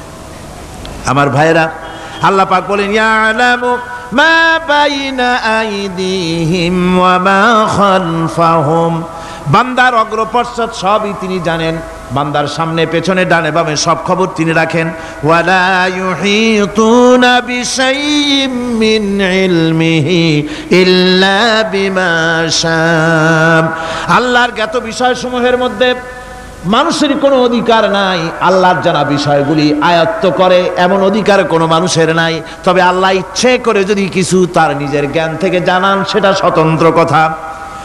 ওয়াসিআ কুরসিয়্যুহুস সামাওয়াতি ওয়াল আরদ, তার সাম্রাজ্য সমগ্র আকাশ এবং জমিন জুড়ে তারই সাম্রাজ্য। সাম্রাজ্য কার? রাজত্ব কার? বাদশাহী কার? ওয়ালা ইয়াউদুহু হিফযুহুমা ওয়া হুয়াল আলিয়্যুল আযীম। এই সবের রক্ষণাবেক্ষণ এমন কোনো কঠিন নয় যা তাকে ক্লান্ত করে দিতে পারে। সুবহানাল্লাহ ওয়া বিহামদিহি। আকাশ এবং জমিন, সমস্ত সৃষ্টি জগৎ, এগুলি এমন কোনো ব্যাপার না আল্লাহর কাছে যেগুলি সব কন্ট্রোল করতে গিয়ে তিনি ক্লান্ত হন, শ্রান্ত হন, বিশ্রাম নিতে হয় না। এগুলি কোনো ক্লান্তি শ্রান্তি আল্লাহ পাককে স্পর্শ করেন না। তিনি হচ্ছেন মহান, তিনি এক মহান সত্তা, মহান স্রষ্টা। আল্লাহর জ্ঞান এবং ক্ষমতা সর্বাধিক, সবচাইতে বেশি জ্ঞান এবং ক্ষমতা আল্লাহ সুবহানাহু ওয়া তাআলা। তার চাইতে বড় ক্ষমতা, তার চাইতে বেশি জ্ঞান আর কারো হতে পারে না। কোরআনে কারিমে আল্লাহর জ্ঞান এবং ক্ষমতা আর গুণাবলী সম্পর্কে আল্লাহ পাক বলছেন, এগুলি আমাদের জানা দরকার। আল্লাহকে শুধু আল্লাহ হিসাবে মানলে হবে না, তার গুণ জানতে হবে, তার ক্ষমতা জানতে হবে। আল্লাহর গুণ, আল্লাহকে বিশ্বাস করতে হবে তার গুণ সহকারে। আল্লাহর বিশ্বাস করবেন কি সহ? গুণ সহ। সাপকে ভয় করতে হবে তার বিষের জন্য, তার বিষ আছে, বিষ সহকারে ওকে ভয় করতে হবে। সাপকে বিষ সহকারে ভয় করতে হবে। বাঘকে আপনাকে আক্রমণ করতে পারে সেই ভয় করে আপনাকে বিশ্বাস করতে হবে। আগুন জ্বালাই দিতে ভয় করে, সেই বিশ্বাস করে ভয় করতে হবে। আল্লাহ রাব্বুল আলামিনকে বিশ্বাস করতে হবে তার গুণাবলী সহকারে। এমনি আল্লাহ আছেন এই কথাটুকুন বলাই যথেষ্ট নয়। কোরআনে কারীম বলছে হুয়াল্লাহুল্লাযী লা ইলাহা ইল্লা হুয়া আলিমুল গায়বি ওয়াশ শাহাদাতি হুয়ার রাহমানুর রহিম। তিনি আল্লাহ, যিনি ছাড়া কোনো ইলাহ নাই, তিনি পরম দাতা, তিনি দয়ালু। আল্লাহর এভাবে বিশ্বাস করতে হবে। হুয়াল্লাহুল্লাযী লা ইলাহা ইল্লা হুয়াল মালিকুল কুদ্দুসুস সালামুল মুমিনুল মুহাইমিনুল আজিজুল জব্বারুল মুতাকাব্বির। তিনি বাদশা, তিনি আল্লাহ, যিনি ছাড়া কোনো ইলাহ নাই। তিনি বাদশা, তিনি মহান, তিনি পবিত্র, তিনি শান্তির ধারক, তিনি নিরাপত্তার আধার, রক্ষণাবেক্ষণকারী একমাত্র তিনি। তিনি পরাক্রমশালী, সর্বজয়ী, তার উপরে কারো কোনো ক্ষমতা নাই। সুবহানাল্লাহি আম্মা ইউশরিকুন। আল্লাহ পাক পুত পবিত্র তারা যে সমস্ত জিনিস দিয়ে আল্লাহর সাথে শরীক স্থাপন করে। হুয়াল্লাহুল খালিকুল বারিউল মুসাউবিরু লাহুল আসমাউল হুসনা। তিনি আল্লাহ, যিনি সৃষ্টিকারী, যিনি পরিকল্পনাকারী, আকার আকৃতি রচনাকারী। তার অনেক সুন্দর সুন্দর নাম রয়েছে আল্লাহ পাকের। সুতরাং আপনারা মুনাজাত করার সময়, দোয়া করার সময়, আল্লাহ বাগদাদের ওসিলায় আমারে মাফ করো, খাজা বাবার ওসিলায় মাফ করো, আজমিরের ওসিলায় মাফ করো না, হারাম। মুসলমান বলবে আল্লাহ তোমার রহমান নামের ওসিলায় আমারে মাফ করো। সুবহানাল্লাহ পড়ে, জোরে কান সুবহানাল্লাহ। আল্লাহ তোমার রহিম নামের ইজ্জতে আমাকে মাফ করো, তোমার তোমার জালালের ইজ্জতে আমাকে মাফ করো। তুমি গফুর, তুমি গফার, তুমি আল্লাহ, তোমার চাইতে বড় কেউ নাই। আল্লাহ তোমার ইজ্জত, তোমার শানের কসম, তোমার শানের ওসিলায় তুমি আমাকে মাফ করে দাও। তোমার শান, তোমার বরকত, তোমার রহমান নামের বরকতে আল্লাহ আমি গরিব মানুষ, আমারে পয়সা দাও, আমি ঋণগ্রস্ত, আমাকে ঋণ মুক্ত করে দাও। এইভাবে আল্লাহ পাকের, আল্লাহ বলেছেন আমার আসমাউল হুসনা, আমার সুন্দর সুন্দর নাম আছে, ফাদউ বিহা, আমার নাম সুন্দর সুন্দর নাম দিয়ে আমারে ডাকো। সুবহানাল্লাহ। কার নাম ধরে ডাকবেন? কার নাম ধরে ডাকবেন? খবরদার ভুল করবেন না, খবরদার ভুল করবেন না। আল্লাহকে দিয়ে ডাকুন, আল্লাহর কাছে বলুন সব কথা। কাকে বলবেন? ইউসাব্বিহু লাহু মা ফিস সামাওয়াতি ওয়া মা ফিল ইউসাব্বিহু লাহু মা ফিস সামাওয়াতি ওয়াল আরদ ওয়া হুয়াল আজিজুল হাকীম। আসমান জমিনে যা কিছু আছে সব আল্লাহর পবিত্রতা ঘোষণা করছে, আল্লাহর তাসবিহ পড়ছে। তুমি শুধু গাফেল, তুমি আল্লাহরে ডাকো না। তোমার মরণ হয় গিয়ে কোথায় কবর আছে, মাজার আছে, ওই সব জায়গায় গিয়ে মরো আল্লাহরে থুইয়া। আজীব তামাশা, আজীব তামাশা। দুনিয়ার সব আল্লাহর জিকির করছে, আল্লাহর স্মরণ করছে, আল্লাহর তাসবিহ পড়ছে। জোরে কোন সুবহানাল্লাহ। আমার ভাইরা, আমরা কার কথা বলছি? মোহাব্বতের সাথে বলেন কার কথা? আমার আল্লাহকে কেউ যদি অন্তরের অন্তঃস্থল থেকে একবার যদি ডাকে আল্লাহ, আমার ভাইরা, মনের ডাক আর মুখের ডাক একরকম? दिल से जो बात निकलती है असर रखती है पर नहीं मगर ताकते परवाज रखती है। অন্তর থেকে যে কথা বেরোয় সে কথা প্রভাব বিস্তার থাকে, ডানা নাই কিন্তু ওড়ার ক্ষমতা রাখে। অন্তর থেকে কথা বলার, মুখের কথা বলা আলাদা। কলিজার অন্তরের অন্তঃস্থল থেকে, হৃদয়ের কন্দর থেকে কেউ যদি একটা বার বলে আল্লাহ, কোন বান্দা যদি অন্তরের অন্তঃস্থল থেকে একবার যদি আল্লাহকে ডাকে আল্লাহ, আল্লাহ পাক 70 বার সাড়া দিয়া বলেন বান্দা কি চাও, আমি হাজির। কি চাও? আমি তোমার কাছে আছি। সুবহানাল্লাহ, সুবহানাল্লাহ। এই আল্লাহ রাব্বুল আলামিন কে মহব্বত করতে হবে। তাওহীদের তাকাজা, তাওহীদের মূল বক্তব্য হচ্ছে ভালোবাসতে হবে আল্লাহকে। কাকে ভালোবাসতে হবে? বউর চাইতে, মায়ের চাইতে, বাপের চাইতে, সন্তানের চাইতে, জীবনের চাইতে কাকে ভালোবাসতে হবে? আল্লাহ সুবহানাহু ওয়া তাআলা, তাকে ভালোবাসতে হবে। আল্লাহ রাব্বুল আলামিন বলেন, ওয়া মিনান নাসি মান ইয়াত্তাখিযু মিন দুনিল্লাহি আনদাদান ইউহিব্বুনাহুম কাহুব্বিল্লাহ।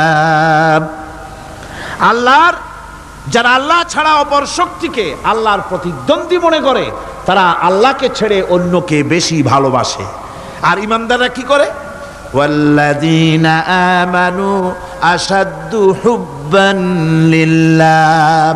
যারা নাকি ইমানদার তারা জীবনের সব চাইতে আল্লাহ রাব্বুল আলামিনকে বেশি ভালোবাসে, আল্লাহকে বেশি ভালোবাসে যারা নাকি ইমানদার। সুতরাং আল্লাহকে বেশি ভালোবাসতে হবে, মুহাব্বত করতে হবে আল্লাহকে বেশি। আল্লাহ পাককেই তাওহীদের মূল বক্তব্য, আল্লাহকে বেশি ভালোবাসো। তাওহীদের মূল বক্তব্য হচ্ছে আল্লাহ পাককেই সেজদা করো। সেজদা কারে করবেন? কারে করবেন? আল্লাহ পাক বলেন, ওয়া মিন আয়াতিহিল লাইলু ওয়ান নাহারু ওয়াশ-শামসু ওয়াল কমার। আল্লাহ পাকের অসংখ্য নিদর্শনাবলীর মধ্যে তার নিদর্শন হতেছে তিনি চাঁদ সৃষ্টি করেছেন, সূর্য সৃষ্টি করেছেন। লা তাসজুদু লিশ-শামসি ওয়ালাল কমার ওয়াসজুদু লিল্লাহিল্লাযী খালাকাহুন্না ইন কুনতুম ইয়্যাহু তা'বুদুন। চন্দ্রকে সেজদা করো না, সূর্যকে সেজদা করো না, যেহেতু চাঁদ আর সূর্যকে আমি আল্লাহ তৈরি করেছি। সেজদা কেবল মাত্র আমি আল্লাহ রব্বুল আলামিনকে করবে, আর কারো সামনে নয়। সেজদা কেবল মাত্র কার? আমার দেশের লোকেরা বোঝে না, অনেক পীর সাহেবের সামনে গিয়াও কি করে? আবার কদম বুসিও করে।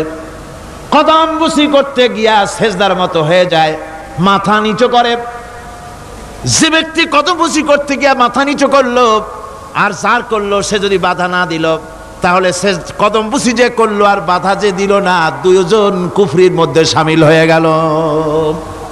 সেজদা কাউকে করা যাবে না আল্লাহ ছাড়া। কাকে করতে হবে? একবার রাসূল করিম সাল্লাল্লাহু আলাইহি ওয়াসাল্লাম যাচ্ছিলেন পথ দিয়া, জঙ্গল থেকে একটা উট বেরিয়ে এসে হুজুরের পায়ের উপরে চুমা খাইলো, সেজদার মতোই করলো। সাহাবায়ে কিরাম বলেন, ইয়া রাসূলুল্লাহ, জঙ্গলি উটের কি খুশকিসমত, হুজুরের পায়ের উপরে চুমা খাইলো, মাথা লাগালো।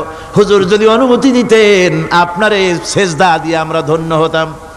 নবীজি বলেন, খবরদার, এই পৃথিবীর কোন মানুষ কোন মানুষকে সেজদা দিতে পারে না। আমি যদি কোনো মানুষকে মানুষের জন্য সেজদা করা জায়েজ করতাম, তাহলে দুনিয়ার সমস্ত নারীদের বলতাম স্বামীর সামনে সেজদা দিতে। সেজদা হবে কেবলমাত্র কার? আর কারো হতে পারে না। সুতরাং আল্লাহ কি সেজদা দিতে হবে? তাওহীদের মূল বক্তব্য আল্লাহকে ভালোবাসো, আল্লাহরে সেজদা দাও, আর নামাজ প্রতিষ্ঠা করো। কি করো? ওয়া নাখতারতুকা ফাসতামি' লিমা ইউহা। আমি তোমাকে নবী হিসাবে বেছে নিয়েছি, সুতরাং কান পেতে কান লাগায়া ওহীর কথাগুলা শোনো। কি কথা? ইন্নানি আনাল্লাহ লা ইলাহা ইল্লা আনা। ওহীর কথাগুলি কান পেতে শোনো। নিশ্চয়ই আমি আল্লাহ, আমি ছাড়া কোনো ইলাহ নাই। ফা'বুদনি ওয়াকিমিস সালাতা লিযিকরি। অতএব আমার গোলামি করো, আমার দাসত্ব করো, আমার আনুগত্য করো, আর আমার শরণার্থে নামাজ কায়েম করো, নামাজ প্রতিষ্ঠা করো। মুসলমানদের জীবনে সর্বশ্রেষ্ঠ ইবাদত কোনটি? চিল্লায় কোন কোনটি? আহা, এই নামাজ সর্বশ্রেষ্ঠ ইবাদত। যে নামাজ, সেই নামাজ আমার দেশের মুসলমানেরা ট্রেনে দেখবেন, ট্রেনে যখন যান দেখবেন নামাজের রক্ত হলে কয়টা মুসলমানের নামাজ পড়ে। লঞ্চে যান, স্টিমারে যান, দেখবেন কয়জনে নামাজ পড়ে। বাজার ঘাটে যান, দেখবেন কয়জনে নামাজ পড়ে। নামাজ নাই, নামাজ নাই। লা দীনা লিমান লা সালাতা লাহু। যে ব্যক্তি নামাজ পড়ে না তার কাছে ধর্ম নাই, ঈমান নাই, কিচ্ছু নাই। যে ব্যক্তি ইচ্ছে করে মান তারাকা সালাতান মুতাআম্মিদান ফাকাদ কাফারা, যে ব্যক্তি ইচ্ছে করে নামাজ ছেড়ে দিল সে কাফের হয়ে গেল। জোরে বলেন কি হয়ে গেল? সে কুফরি করল। আল্লাহ নবী বলেছেন, যে ব্যক্তি ইচ্ছে করে নামাজ ছেড়ে দেয়, আল্লাহ রাব্বুল আলামিন আর তার রাসূলের সাথে তার সমস্ত সম্পর্ক ছিন্ন হয়ে যায়। কোনো সম্পর্ক আর থাকে না। এই নামাজ রাসূল করিম ইন্তেকালের সময় শেষ কথা বলেছেন, স্ত্রীর কথা না, মেয়ের কথা না, আত্মীয়দের কথা না, জীবনের শেষ কথা সালাত আসসালাতু মা মালাকাত আইমানুকুম, নামাজ। আমার বন্ধুগণ, জীবনের শেষ নামাজটি আল্লাহ নবী মসজিদে নববীতে যেতে পারেন নাই, যেতে পারছেন না, হাঁটতে পারেন না, দুইজন সাহাবীর কাঁধের উপরে ভর করে কষ্ট করে তিনি পৌঁছেছেন। বক্তব্য রাখলেন, ও আমার সাহাবীরা, আল্লাহ রাব্বুল আলামিন এই জমিনে তার এক বান্দাকে জাগতিক সব সম্পদ দিয়েছিলেন। সেই বান্দা জাগতিক সমস্ত সম্পদকে উপেক্ষা করে এক আল্লাহর সঙ্গে দেখা করার জন্য প্রস্তুতি নিয়েছেন। কথার অর্থ কেউ কিছু বুঝলো না। হযরত আবু বকর রাদিয়াল্লাহু তাআলা আনহু কাঁদতে কাঁদতে বেখতার হয়ে যাচ্ছেন, কাঁদতে কাঁদতে পাগলের মতো হয়ে যাচ্ছেন। সাহাবীরা মনে চিন্তা করলেন, আবু বকর বুড়ো মানুষ, এত কাঁদে কেন? হুজুর কার না কার কথা বললেন? জ্ঞান বৃদ্ধ, বয়োবৃদ্ধ হযরত আবু বকর বুঝতে পেরেছেন তামাম পৃথিবীর জাগতিক সম্পদ আল্লাহ দিতে চেয়েছেন তার হাবিবকে। তার হাবিব সমস্ত সম্পদকে উপেক্ষা করে মাওলার সঙ্গে দিদার করার জন্য প্রস্তুতি নিয়েছেন। তার মানে হলো অনতি বিলম্বে আমরা সাহাবীরা রাসূলের থেকে জনমের মতো এতিম হয়ে যাব। হুজুর বললেন, আজ থেকে মসজিদে নববীর সমস্ত দরজাগুলি বন্ধ হয়ে যাবে, শুধু আবু বকরের দরজাটা খোলা থাকবে। হযরত আবু বকরের কে দায়িত্ব দিয়ে রাসূল পাক হুজরা শরীফে চলে গেলেন। পরবর্তী নামাজের রক্তে এশা রক্ত হয়ে গিয়েছে। সাহাবীরা অনেকক্ষণ অপেক্ষা করে হযরতে আবু বকর রাদিয়াল্লাহু তাআলা আনহুকে ইমামতির জায়গায় দিয়ে দিলেন। তিনি নামাজ শুরু করলেন, পিছনে সাহাবারা কান্দা শুরু করে দিলেন। তাদের মনের ধারণা হলো আল্লাহর নবীর পিছনে নামাজ পড়া জীবনে আমাদের আর কিসমতে হবে না। সাহাবীরা কাঁদতেছেন, আল্লাহর নবী জ্বরে একবার বেহুশ হয়ে পড়েন, আবার একবার হুঁশে আসেন। নবীজি হুঁশে এসে হযরত আয়েশাকে জিজ্ঞেস করেন, আয়েশা রে, এখন কোন সময়? হযরত আয়েশা বলেন, হুজুর নামাজে রক্ত হয়ে গেছে, সাহাবায়ে কিরাম আপনার অপেক্ষা করে জামাত শুরু করে দিয়েছেন। হুজুর বলেন, দরজাটা খুলে দাও, আমি একটু দৃশ্যটা দেখি। দরজা খুলে দেওয়া হলো। হযরত আয়েশার কাঁধের উপরে ভর করে হুজুর মাথা উঁচু করে মসজিদে নববী নামাজের দৃশ্য দেখে কিছুক্ষণ তাকায় থেকে শুয়ে পড়লেন। হুজুরের দুই চোখ দিয়ে পানি বেয়ে পড়তে লাগলো। হযরত আয়েশা বলেন, হুজুর নামাজের দৃশ্য দেখে কাঁদেন কেন? আল্লাহর নবী বলেন, আয়েশা রে, এটা কোনো দুঃখের বাণী নয়, আমার চোখে পানি এসেছে বড় তৃপ্তির বাণী। আজকে নামাজের যে জামাতের দৃশ্য দেখলাম, এই জামাতকে কায়েম করার জন্য তায়েফের ময়দানে আমার রক্ত দিয়ে তায়েফের ময়দান রঞ্জিত হয়েছে, ওহদের ময়দানে আমার দান্দান মোরাও শহীদ হয়েছে, সাহাবায়ে কেরাম জীবন দিয়েছেন। এই কষ্টের বিনিময়ে আজ জামাত কায়েম হয়ে গিয়েছে। এই দৃশ্য দেখে আমার মনে পড়ল, কিয়ামত পর্যন্ত আমার যত উম্মত পৃথিবীতে আসবে এইভাবে করে তারা জামাত বন্দী হয়ে নামাজ আদায় করবে। আমার ভাইরা, নামাজ হচ্ছে মুসলমানদের জীবনের শ্রেষ্ঠ ইবাদত। সেই নামাজ মুসলমানদের কাছে নাই, নামাজকে ফালতু কাজ বলে মনে করে। আমার বন্ধুগণ, নামাজ পড়বেন, নামাজ ছেড়ে দিবেন না। বলেন তো, শয়তান আল্লাহর কয়টা হুকুম ভেঙেছিল? ইবলিস কয়টা হুকুম ভেঙেছে? একটা হুকুম ভাঙ্গা ইবলিস হইছে কি? শয়তান। জোরে কোন কি হইছে? শয়তান হয়ে গেল। একটা মানুষ যদি 24 ঘন্টার ভিতরে 5 ওয়াক্ত নামাজ ছেড়ে দেয়, 5 ওয়াক্ত নামাজের ভিতরে 17টা হুকুম আছে। আল্লাহর কয়টা হুকুম? একটা হুকুম ভাঙার কারণে ইবলিস হয়ে গেল শয়তান। আর 24 ঘন্টার ভিতরে 17টা হুকুম আল্লাহর যারা বরবাদ করে তারা তো শয়তানের বাবা হয়ে যায়।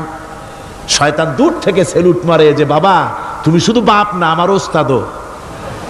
একটা হুকুম ভঙ্গ করে আমার এই দশা হইছে, আর তুমি 24 ঘন্টা আল্লাহর 17টা করে হুকুম ভাঙ্গো, তুমি তো শয়তান না, শয়তানের চাইতেও বেকায়দা। জোরে কর নাউযুবিল্লাহ। নামাজের মধ্যে সেজদা দিবেন, মজা পাবেন। নামাজ মেশিনের মতো পড়বেন না, নামাজ পড়বেন মুহাব্বতের সাথে। আল্লাহর সামনে দাঁড়িয়েছেন, কার সামনে? মেশিনের মতো পড়বেন না, দায় সারা গোছের পড়বেন না।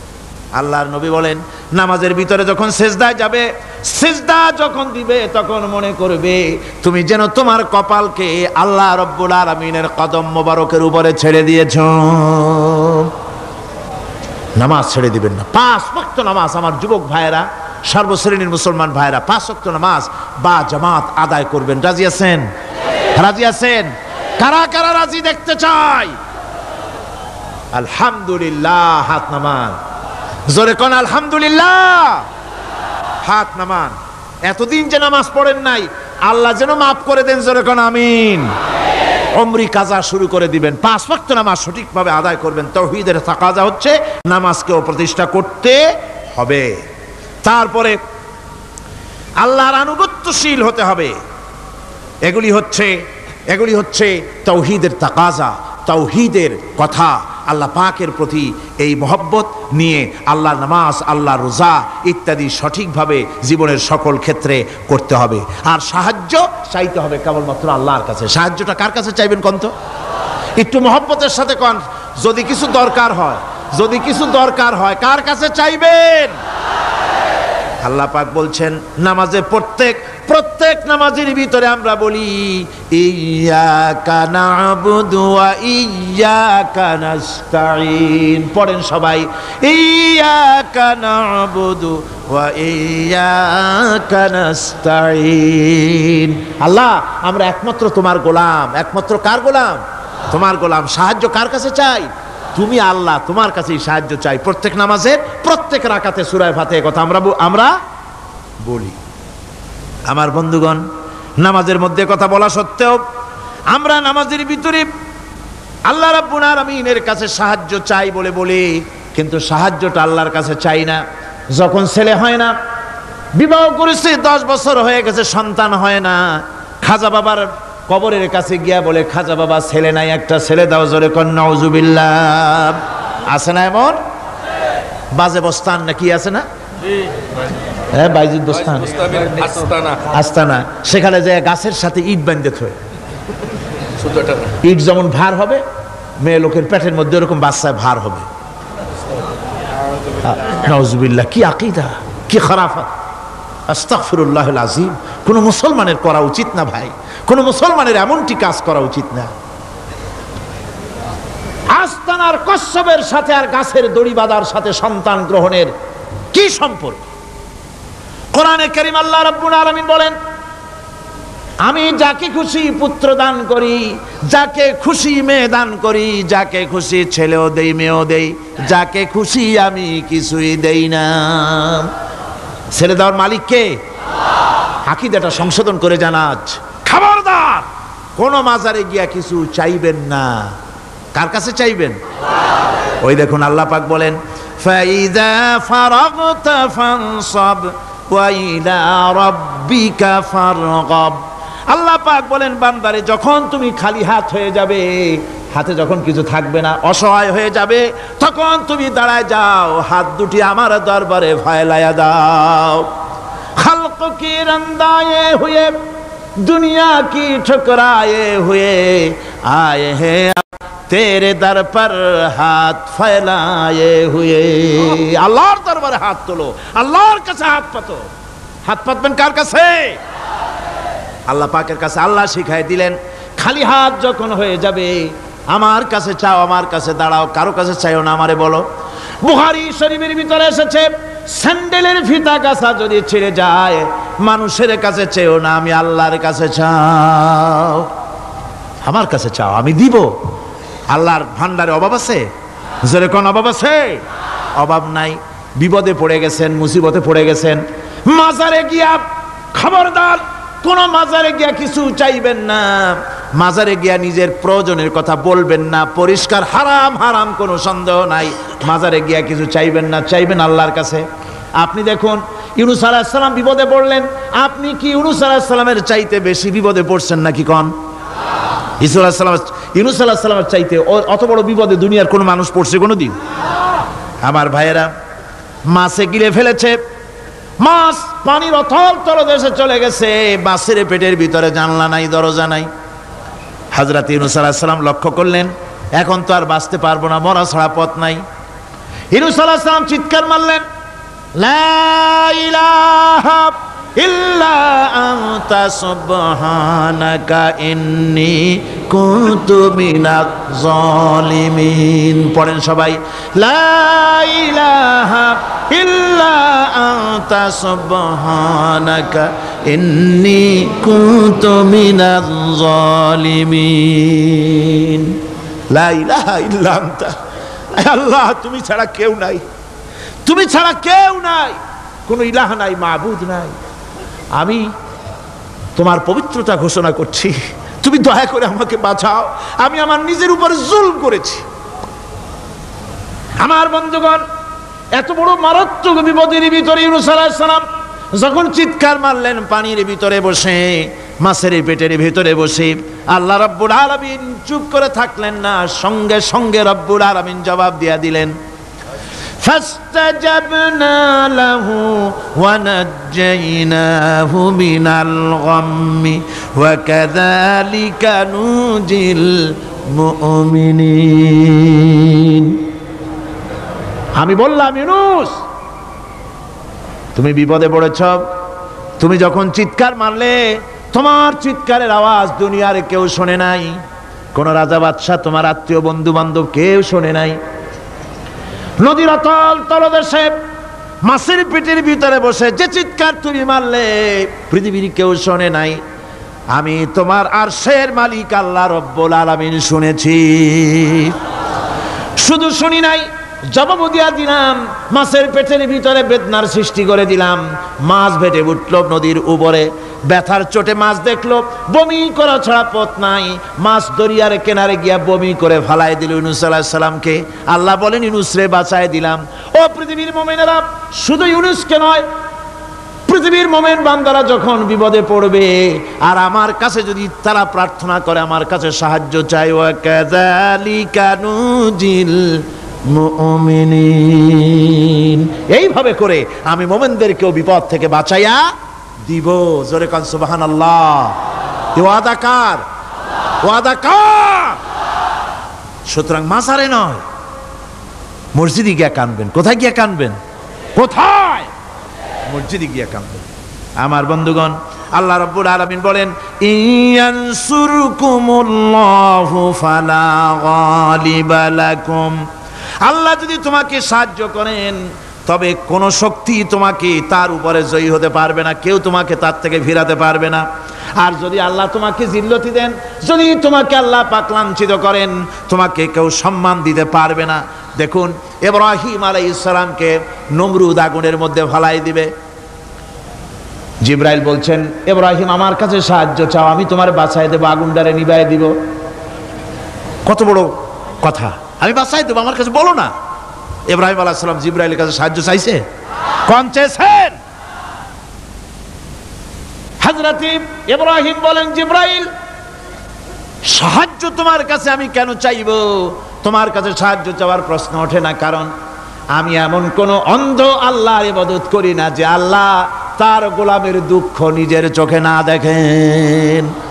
আমি আগুনে পড়ে গেলে, আগুনে জ্বললে পরে আমার আল্লাহ যদি খুশি হন, তাহলে এরকম আগুনে 1000 বার পড়ে জীবন দিতে আমি ইব্রাহিম রাজি আছি।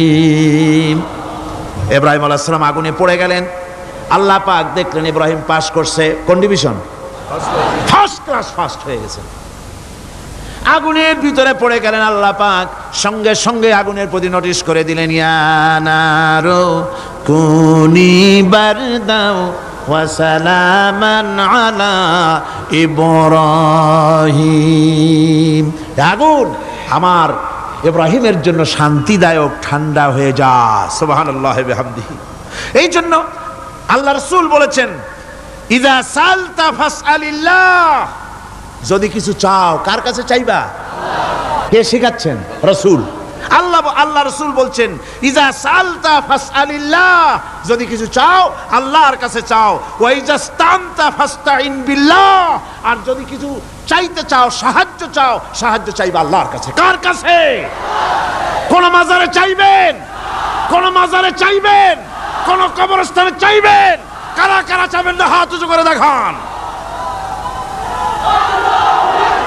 আলহামদুলিল্লাহ।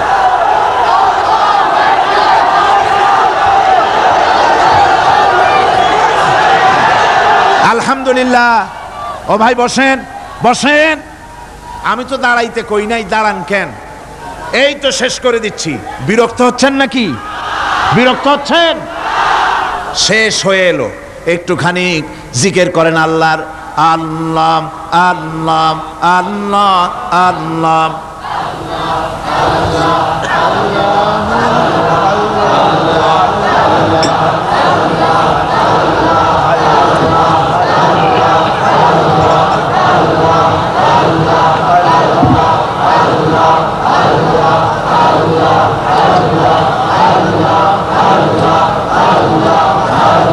লা ইলাহা ইল্লাল্লাহু মুহাম্মাদুর রাসূলুল্লাহ।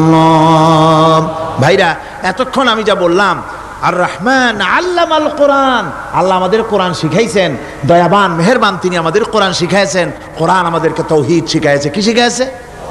এতক্ষণ তৌহিদের কথা বললাম, এবার শিরকের কথা শুনতে হবে। তৌহিদ বোঝা যাবে না শিরক না জানলে, শিরক বোঝা যাবে না তৌহিদ না জানলে। দিন বোঝা যায় না রাত না বুঝলে, রাত বোঝা যায় না দিন না হলে, টক বোঝা যায় না মিষ্টি না হলে, মিষ্টি বোঝা যায় না টক বা তিতা না হলে। কথা বুঝতে পেরেছেন? একটার বিপরীত আর একটা, এটাকে বুঝতে হবে। সুতরাং শিরক এটা হচ্ছে আন্দাজ আর অনুমানের উপর। শিরকের ভিত্তি আন্দাজ আর অনুমান। শিরকের ভিত্তি কি? এ কথাগুলি আমার না, আমি কার কথা শোনাতেছি? আমি কি কিসসা কাহিনী শোনাচ্ছি? গাঁজাখুরি গল্প? আল্লাহর কথা। আমার আল্লাহ পাক বলছেন, আলা ইন্না লিল্লাহি মান ফিস সামাওয়াতি ওয়া মান ফিল আরদ। জেনে রাখো, আসমানের বাসিন্দা হোক আর জমিনের বাসিন্দা হোক, সব হতেছে আল্লাহর মালিকানাধীন। কার মালিকানাধীন? وما يتبع الذين يدعون من دون الله شركاء।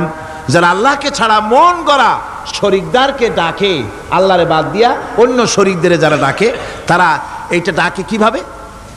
ইয়াত্তাবিউনা ইল্লা যন্না ওয়া ইনহুম ইল্লা ইয়াখরুসুন।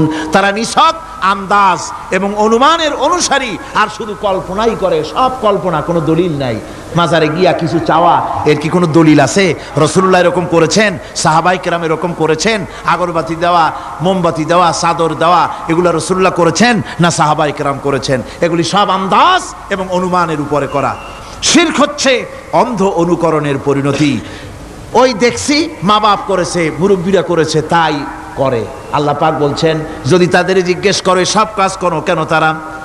রব্বুল আলামিন বলেন, হাউলাই মা ইয়াবুদুনা ইল্লা কামা ইয়াবুদু আবাউহুম মিন ক্বাবল। হে নবী, এরা সেই মিথ্যা খোদাদের ইবাদত করে। কেন করে? প্রশ্ন করা হলে তারা এই জন্যই করে যে তাদের বাপ দাদারে করতে দেখেছে, তাই বাপ দাদাদের অনুসরণ তারা করে, অনুকরণ করে, আন্দাজের উপরে, অনুমানের উপরে। তাদের কাছে কোনো দলিল নাই। এই শিরক থেকে ফিরে থাকার জন্য সূরা লোকমানের মধ্যে দেখুন, হযরতে লোকমান তিনি তার সন্তানকে ডেকে বলছেন, ইয়া বুনাইয়া ইয ক্বালা লুকমানু লিবনিহি ওয়া হুয়া ইয়াইযুহু ইয়া বুনাইয়া লা তুশরিক বিল্লাহ ইন্নাশ শিরকা লাযুলমুন আযীম। ইয়া বুনাইয়া, হে আমার নান্না মুন্না লাডলা, হে আমার কলিজার টুকরা সন্তান, ইয়া বুনাইয়া লা তুশরিক বিল্লাহ, খবরদার আল্লাহর সাথে শরীক স্থাপন করো না। ইন্নাশ শিরকা লাযুলমুন আযীম। শিরক হচ্ছে মস্ত বড় অপরাধ। যারা শিরক করে তারা অপমানিত্বের শেষ পর্যায়ে চলে যায়, তারা অপমানিত হয়। কিরকম? ومن يشرك بالله فكأنما خر من السماء فتخطفه الطير أو تهوي به الريح في مكان سحيق। আল্লাহর সাথে যারা শিরক করে সে যেন আকাশ থেকে পড়ে গেল। কার কথা এটা? যে ব্যক্তি শিরক করলো সে যেন আকাশ থেকে পড়ে গেল, আর পাখি যেন তাকে মহাশূন্য থেকে ছোঁ মেরে নিয়ে গেল, বাতাস যেন তাকে এক বিরাট প্রান্তর নিয়ে বিন্দু বিন্দু করে ছিন্ন ভিন্ন করে দিল। তার মানে হলো আকাশ থেকে পড়ে যাওয়ার অর্থ হলো তাওহীদের অবস্থান থেকে সরে যাওয়া। বাকিতে ছো মারার অর্থ হলো যখন সে শিরক করে তখন শয়তানের সে ফুটবল হয়ে যায়। শয়তানের কি হয়? শয়তানের ফুটবল হয়ে যায়। বাতাস উড়িয়ে নেওয়ার অর্থ হলো লালসা এবং নফসের প্রবৃত্তির ভিতরে লোকটি নিমজ্জিত হয়ে যায়। সুতরাং অপমান এবং লাঞ্ছনা পাওনা থাকে যারা শিরক করে তাদের জন্য। আল্লাহ শিরকের ব্যাপারে একটা দৃষ্টান্ত দিচ্ছেন। আল্লাহ পাক কোরআন শরীফে অনেক দৃষ্টান্ত দিয়েছেন। দৃষ্টান্ত দিলে লোকেরা বোঝে ভালো, ঠিক কিনা কোন? আল্লাহ পাক দৃষ্টান্ত দিচ্ছেন, ইয়া আইয়ুহান নাসু দুরিবা মাসালুন ফাসতামিউ লাহু ইন্নাল্লাযীনা তাদউনা মিন দুনিল্লাহি লা ইয়াখলুকু যুবাবান ওয়ালাউ ইসতামাউ লাহু। আল্লাহ পাক বলেন, হে মানব সকল, আমি আল্লাহ একটা দৃষ্টান্ত দিতেছি, তোমরা শোনো। সুবহানাল্লাহ। আল্লাহ পাক বলছেন, আমি একটা দৃষ্টান্ত দেই, তোমরা শোনো। ফাসতামিউ লাহু, কান পাতা ভালো করে শোনো আমার দৃষ্টান্তটা। আমি আল্লাহরে বাদ দিয়ে যারা অন্যদেরকে ডাকে প্রয়োজন পুরাবার জন্য, সন্তান পাওয়ার জন্য, স্বাস্থ্য ভালো হওয়ার জন্য, ঋণ মুক্ত হওয়ার জন্য, ইবাদত করার নিয়ত নিয়ে আমারে বাদ দিয়ে তারা যারা ডাকে, যাদেরকে ডাকা হলো, ওরা তো মাছির মতো একটা প্রাণীও বানাইতে পারে না। ছোট্ট একটা মাছিও বানাইতে পারে? জোরে বলেন, পারে? মাছির মতো প্রাণী বানানো তো দূরের কথা, ওয়াইয়াসলুবুহুম যুবাবু শাইআ লা ইস্তানকিযুহু মিনহু যাউফাত তালিব ওয়াল মাতলুব। ওই মাছি যদি তার কাছ থেকে কোনো জিনিস হরণ করে নিয়ে যায়, মাছির কাছ থেকে ওটা ফিরায় রাখারও ক্ষমতা তার নাই। মূর্তি বানানো হয়, 10খানা হাত, 20খানা হাত, 40টা মাথা, সামনে ডাব আছে, চিড়া আছে, কলা আছে, মুড়ি আছে, কত খাবার। মাছিতে সব যদি নিয়ে যায়, কুত্তায় দাঁড়ায় যদি গায়ে পেশাবও করে দেয়, এতগুলা হাত একটা হাত দিয়েও সরাইয়া দিতে পারে না। আল্লাহ পাক বলেন, যাউফাত তালিব ওয়াল মাতলুব। যাদের কাছে ওরা চায়, ওই আশ্রয় প্রার্থী আর আশ্রয়দাতা দুটোই দুর্বল। হাদিস শরীফে এসেছে, একবার এক মুশরিক রাসূল করিম সাল্লাল্লাহু আলাইহি ওয়াসাল্লামের কাছে এসেছেন একটা ভাঙ্গা, ঠ্যাং ভাঙ্গা, কল্লা ভাঙ্গা একটা মূর্তি নিয়ে। হুজুর বলছেন যে তোমার এই মূর্তিটার কল্লা ঠ্যাং ভাঙ্গা কেন? সে ব্যক্তি কইল যে হুজুর, এটা হলো আমার খোদা। বিপদ আপদ থেকে বাঁচার জন্য সবসময় বগলে রাখি, না জানি কোন সময় কোন বিপদে পড়ে যাই। পথে চলতে গিয়ে পেশাব আসলো, ভাবলাম খোদারে নিয়ে এই কাম করুম, তার রাস্তার উপরে দাঁড় করায় রাখা, এরপরে আমার কাজ সারলাম। এসে দেখি খোদাটার মাথা থেকে শুরু করে পা পর্যন্ত খালি ভিজা। ভাবলাম খোদার শরীর ভিজা, নিশ্চয়ই কোনো বরকতের পানি হবে। কোলে তুলে নিয়ে চাট আরম্ভ করলাম। চাটতে গিয়ে টের পাইলাম যে গন্ধ লাগে টক টক। আশ্চর্য কথা, বরকতের পানি এরকমের ঝাঁঝালো গন্ধ, নাক ছিঁড়ে যাওয়ার মতো। বিষয়টা কি? কিসের বরকত? এদিক ওদিক তাকায় দেখি দূরে একটা কুত্তা দাঁড়ানো আর তার নিচের থেকে পানি টপকাচ্ছে। তখন বুঝলাম কি বরকতের পানি। কয় হুজুর, মেজাজটা খারাপ হয়ে গেল।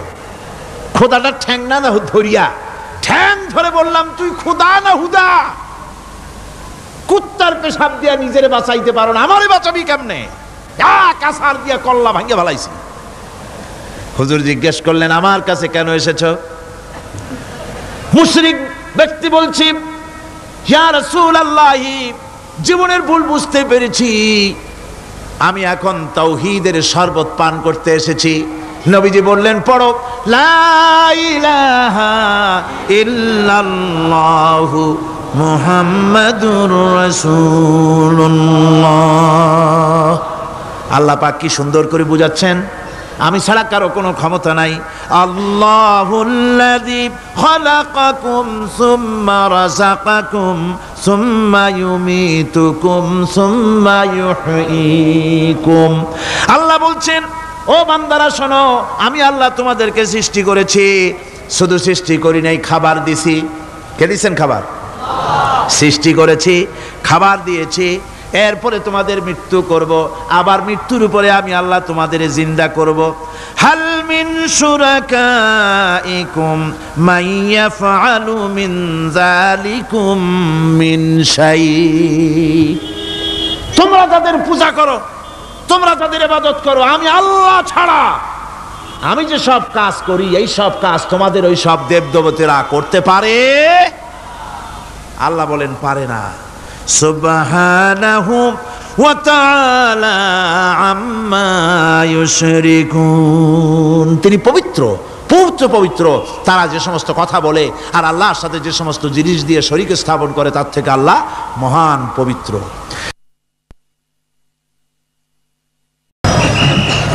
আল্লাহুম্মা আমিন। ربنا ظلمنا أنفسنا وإن لم تغفر لنا وترحمنا لنكونن من الخاسرين ربنا لا تزغ قلوبنا بعد إذ هديتنا وهب لنا من لدنك رحمة إنك أنت الوهاب ربنا العالمين। হাজার হাজার মুসলমান নরনারী দীর্ঘক্ষণ ধরে তোমার কোরআনের কথা শুনেছি, মেহেরবানি করে সওয়াবটুকু রাসূল করিম সাল্লাল্লাহু আলাইহি সাল্লামের রূহ মুবারকে পৌঁছে দাও। तमाम पृथ्वीर माटिर नीचे যত মুমিন মুমিনাত শুয়ে আছে আল্লাহ তুমি মেহেরবানি করে কবরগুলিকে জান্নাতের টুকরায় পরিণত করে দাও। আমাদের মা বাপ যাদের দুনিয়া থেকে বিদায় হয়ে গেছে আল্লাহ দয়া করে তাদেরকে জান্নাতবাসী করে নিও। রব্বির হামহুমা কামা রব্বায়ানি সগীরা রব্বির হামহুমা কামা রব্বায়ানি সগীরা। হায় আল্লাহ তাআলা এই মাহফিলের আয়োজন যারা করেছেন ইসলামী সমাজ কল্যাণ পরিষদকে তুমি মঞ্জুর করে নিও আল্লাহ রব্বুল আলামিন। तमाम পৃথিবীর বুকে মুসলমানেরা যত জায়গায় বিপদে আছে মুসিবতে আছে আল্লাহ তুমি দয়া করে মেহেরবানি করে বিপদগ্রস্ত মুসলমানদের হামি ও নাসির হয়ে যাও। ربنا تقبل منا إنك أنت السميع العليم وتب علينا إنك أنت التواب الرحيم سبحان ربك رب العزة عما يصفون وسلام على المرسلين الحمد لله رب العالمين بحق لا إله إلا الله محمد رسول الله السلام عليكم ورحمة الله।